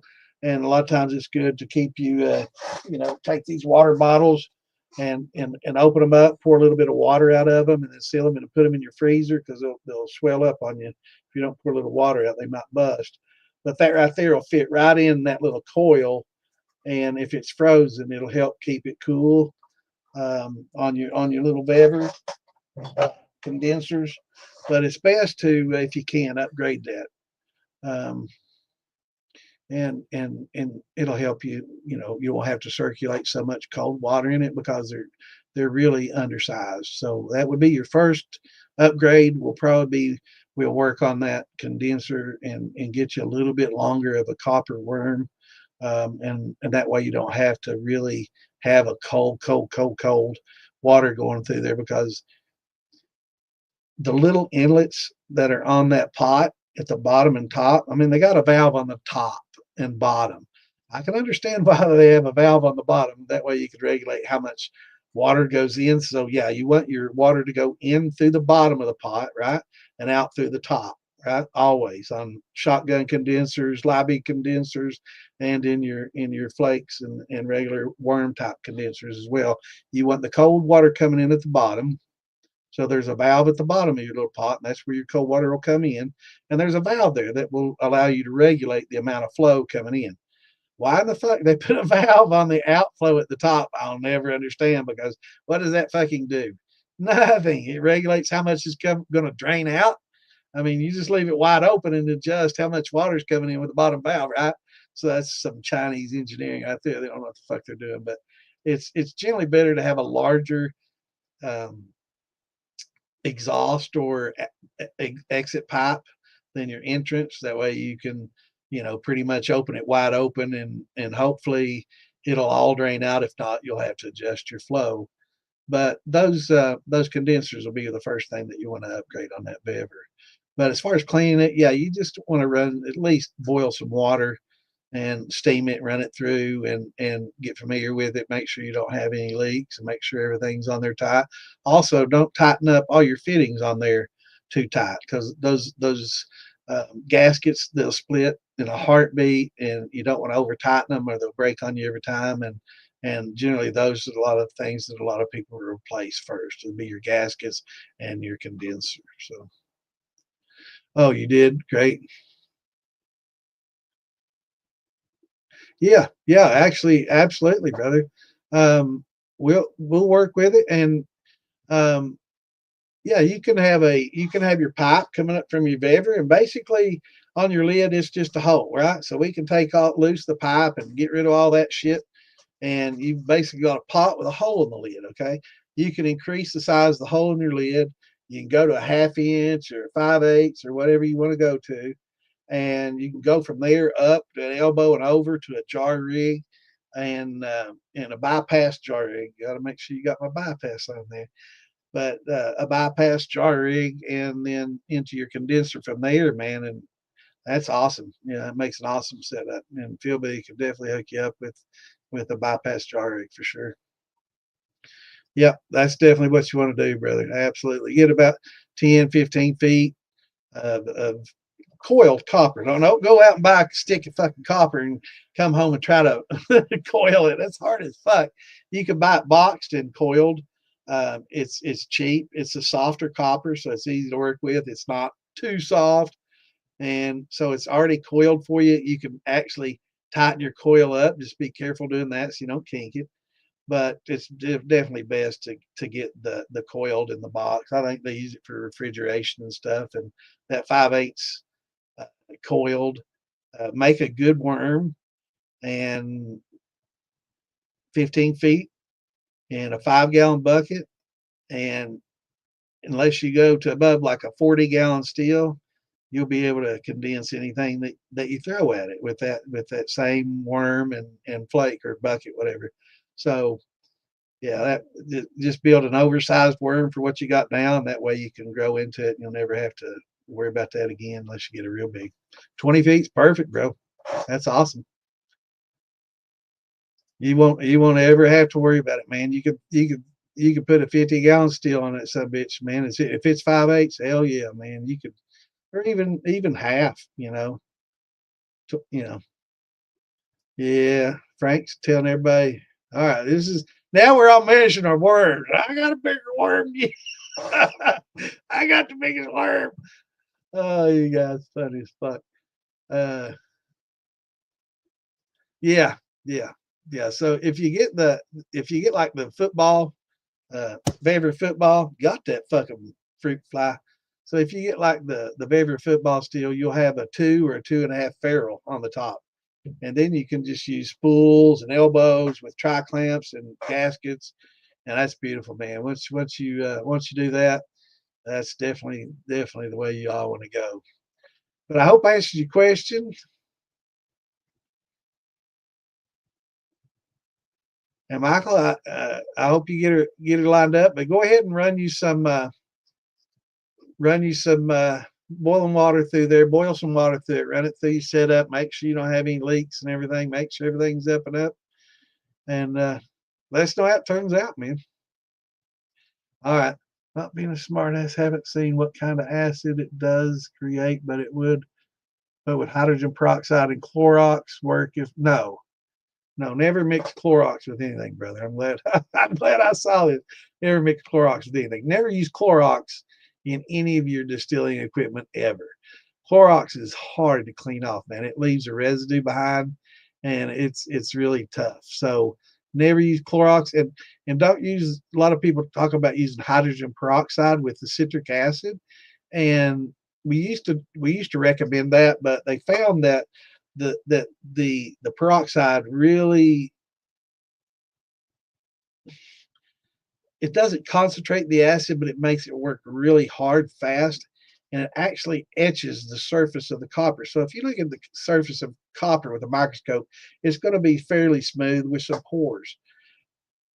If you use hydrogen peroxide and citric acid on it and let it sit and then rinse it, when you look at it again through the microscope, it's going to look like sand. It's going to look rough like sand, and that's because it's taken some of the metal off. It's actually the acid eats away at the metal, right? So it's actually taking some of that metal off there. And what happens is when you do that, it makes a lot more surface area, and it actually increases your chances of it oxidizing and turning green and getting that verdigris or whatever they call that greening. I mean, it's beautiful looking if it's like on a lamp outside, and they spray it with acid to make it have that color. But you definitely don't want that color, on your worm, and that's why I don't really recommend using a lot of vinegar and stuff. Vinegar's fine, citric acid's fine, but definitely don't want to use hydrogen peroxide. But don't use Clorox. Get you some of that Star San if you really want to sterilize things. That Star San rinse is really clean, and it doesn't have a residue and a bad aftertaste. It's definitely the way to go. I started out using Clorox years ago too for the same purpose, and I did get an aftertaste. And it's, yeah, use Star San. It's a big jug's expensive, but it's super concentrated. I mean, you're using like fucking a teaspoon in a fucking gallon. So I mean, it's super concentrated shit. So it lasts forever. It'll expire before you get done with that gallon if you buy a gallon. Let's just say that. So don't worry about the gauge thickness. Making a steel. I thought you were talking about for your condenser. a 16 ounce or 18 ounce is fine for like a 20 or less. Anything bigger than a 20, you definitely want to go with a 20 ounce copper. And as far as gauge, I don't know what that equates to. I'm sure you can Google it. A 20 ounces, basically, they go by ounces, and that's how many ounces it weighs in a certain size. I think it's a square foot weighs so much, So, or maybe I don't know, square inch, probably square foot. So it's a specific size. They weigh it, and that's the thickness makes an ounce, and that's how a lot of the sheet I buy from like roofing places, they do it in ounces. There's I think there's 16 and 20 that you can get. 16 is fine for like your jar rigs and stuff. If you want to make a copper jar rig instead of doing like it with an infusion port and drain, instead of doing jars that we don't have to worry about breaking and things like that, or make a little thumper or a little gin basket, little crafts or small steels. But yeah, anything bigger than like a 15 to 20, I definitely would recommend. Even then, I'd recommend going with a 20. It's just more durable. It's not going to ding up and bend up on you as easily. But 20 ounce, and I can look real quick, see how many that equates to. 20 ounce copper.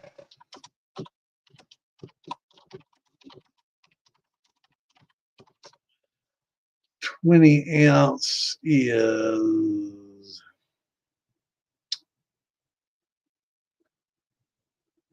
22 gauge. 20 ounce copper corresponds to 22 gauge. And 18 is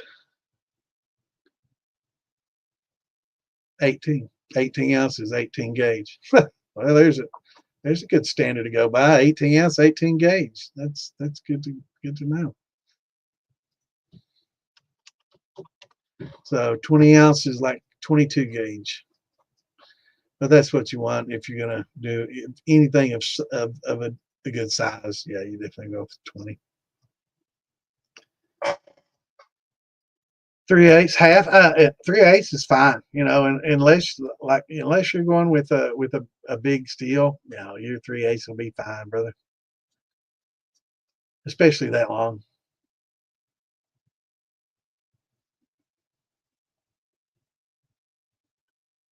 Yeah, it's an oxidizer. It's catalyst. It's oxidizer catalyst. Yeah, it just makes it work super fast. And that with that citric acid, they're finding, man, it literally etches it. I mean, if you're wanting to etch stuff, or make that verdigris or something, mix your acid, a little citric acid and some peroxide, and you'll get that greening. Like, if you got some copper planters or coach lights that are in your house, do you want to make them look all antique and shit? Yeah, spray some of that shit on there, man, and it'll green it, and then rinse it with water real quick so that it'll dissolve it. But yeah, it'll make it nice and green for you. That way it'll look nice and old.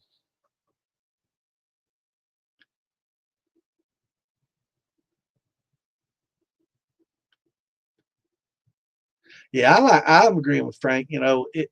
We found out now that basically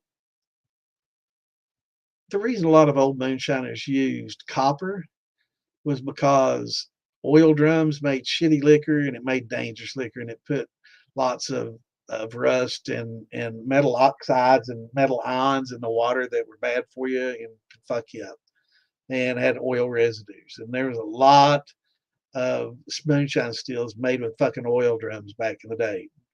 Trust me, backwoods shine was something you really didn't want to fool with unless it was done by somebody good.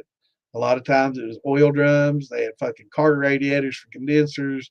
Anything they could find, they would. Stainless steel pots were few and far between. And so copper is pretty malleable. They could hammer one out. They could use it in a submarine pot pretty easily. It wasn't as expensive, as it is today, but it was something that they could solder, and they didn't have, most hillbillies didn't have welders and all this to work with, but they could solder, and So they, copper became pretty popular metal to use if you wanted to make a good product. Um, Subsequently, in the alcohol industry, they found a long time ago that copper, because of its malleability, and they made beautiful alembic steels out of it. But they also found that copper helps remove a lot of your sulfides because that sulfide will bond to copper. And so a lot of these sulfides from your distillate, when you're cooking it off, bonds to the copper in your cap, mostly in your cap. So when you're looking at a still, you won't see a whole lot in the liquid mash part, but you'll see a lot in your cap and in your piping. And they found out these days they make copper mesh, and it's just basically, used for cleaning, and they use it in woodworking. It's used in a lot of different things, but they make a copper mesh. Now you want to make sure that you get a pure copper mesh and not something that's copper plated steel, like an SOS pad that's been copper plated. They're out there too, so check it with a magnet, make sure what you got. But yeah, copper mesh will do just as much or more because of the surface area. So you get that copper mesh, it's like a screen, and you roll it up and you put it in your column, or in your in your tube, up tube. Not, if you got like a small half inch, don't stuff copper mesh into your half-inch pipe. Okay, don't do that. You're just going to cause a lot of back pressure in your steel. You don't want that. But once we start dealing with larger steels, and when you're using 1.5 inch or 2 inch tubing and spools, then you got plenty of vapor path for you to put a like in your football steels too. Like, that's why I recommend those Vever football steels. Everybody, you can put that copper mesh, you can ball it up, roll it up, put it in that football, and all that vapor goes through that copper mesh, and all those sulfides will bond to it, okay, and remove it. And it's just the same as if you had copper all over the fucking place, okay. And it's a lot easier to take care of a stainless boiler than it is a copper boiler. So a lot of people are switching over to even large distilleries that are going for efficiency and cost. You know, they'll put that fancy old, what do they call it? Velvelux or something like that. Really old, high-end copper, beautiful workmanship, thick copper, very, very nice, but very, very expensive. And really, it's the lipstick. It's just real pretty. But that copper mesh and having copper plumbing will, it'll help. It'll help. Yeah, you can use the mesh in your thumper for sure. Yeah, because your copper, it's passing through that. Anytime you can get that copper in contact with the vapor, it's going to hit that, and it's going to attract that sulfides like a little magnet. It just sticks to that copper. It wants to bond to it. So it's just the valence of electrons on the outside of the molecules they want to bond. So they tend to bond, and that sulfide really likes that copper to bond to. And you use that mesh, and you just rinse it off after each use. You can get 4 or 5, 6 uses out of it. Clean it, keep cleaning it, clean it. Eventually, you just pitch it and use, roll you up another roll. It's not real expensive, and it's copper. If you want to melt it and recycle it, you can, but it really doesn't weigh a lot. But it does have a good surface area, for you to pull out the sulfides. So definitely. Yeah, those submarine steels there's something else. The best thing about a submarine steel, other than its size, is the way the liquids roll in it. The way it's shaped, it tends to boil, and the liquids roll up and along the sides and turn over, and it rolls, like in a circular path inside of it. So if a lot of these old shiners, they get a little bit of grain in there, and they'd stir it and stir it and stir it, and then once you get it rolling, it doesn't scorch as easily, and then they throw the top on there, and once it got rolling, and they wouldn't have to worry about it. But that's, if I'm going to do distilling on the grain, I'm going to have a jacketed steel, or be using a bull bag or something. I'm still not going to do that. But I've got some ideas about thumpers too, to increase some circulation and flow. And who knows, maybe one day I'll patent that like I should have my bypass.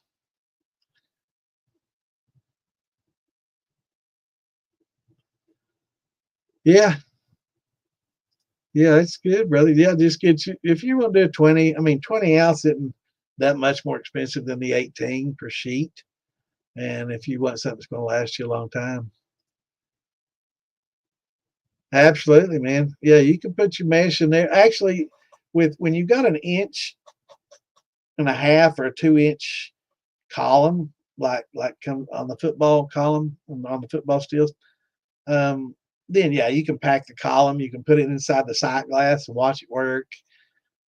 Actually, helps create some reflux. If you want to put it in the column, same in the football head, it creates a little more reflux, so you get a little higher proof. But it'll definitely pull a lot of that off there.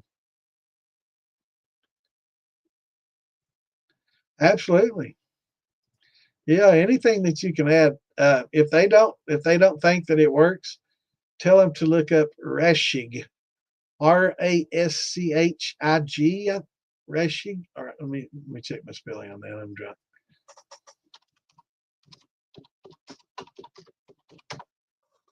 Yeah, that's right. Raschigring.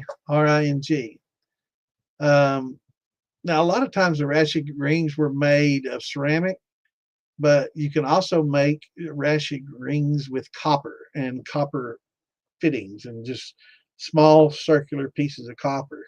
So read up on Rashig rings, Raschig, Rashig, and read up on those and what they do.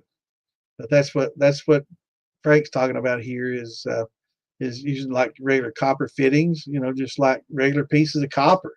Just, take your tubing, cut it into little 1/2 inch pieces, and those little rings inside there called Rashig rings, you can put them in your vapor path, you can put them in your thumper, you can put them in the bottom of your boiler, and it'll help prevent scorching like marbles. Yeah, sure can, brother. Yeah, they do. They'll come out dirty, and yeah, it's going to pull the sulfides out of the solution. But if you can put them in, in the vapor path, it does as good. Like in the football or the football steel, you can pack that full of Rashid rings. It works well anywhere. And if you have it like a screen in your column, you can pack your column full of Rashid rings, and it also doesn't shut down your vapor flow. That's the beauty of it. You still have a good vapor velocity, which you want to have. But yeah. Yeah, you can have cool air. You could put a fan on it. You could like an old time steel with like a big cap. You've heard old moonshiners talk about, you know, having higher proof liquor when they run on a rainy day. That's because the cap and the cape are getting all that cold rain on it, and it caused a lot of reflux, man. And it caused the run to take twice as damn long, but it put out a lot higher proof too. And it's because they didn't realize it, but that cold water was causing a lot of reflux, and it boosted their proof and made that hot liquor. But yeah, you can use a fan on your column or on your cap, and it does that, but not quite like a deflegmator, you know. Yeah, I got to go too, brother. Glad y'all tuned in, and be sure to hit the like button. Tell your friends. Join us again Saturdays at 8, Wednesdays at 8 Eastern, and bring a buddy. Share your hobby with some friends, and I guess we'll see you guys Saturday night, guys and gals. See y'all Saturday night. Shine on. Have a good week. We'll see you this weekend.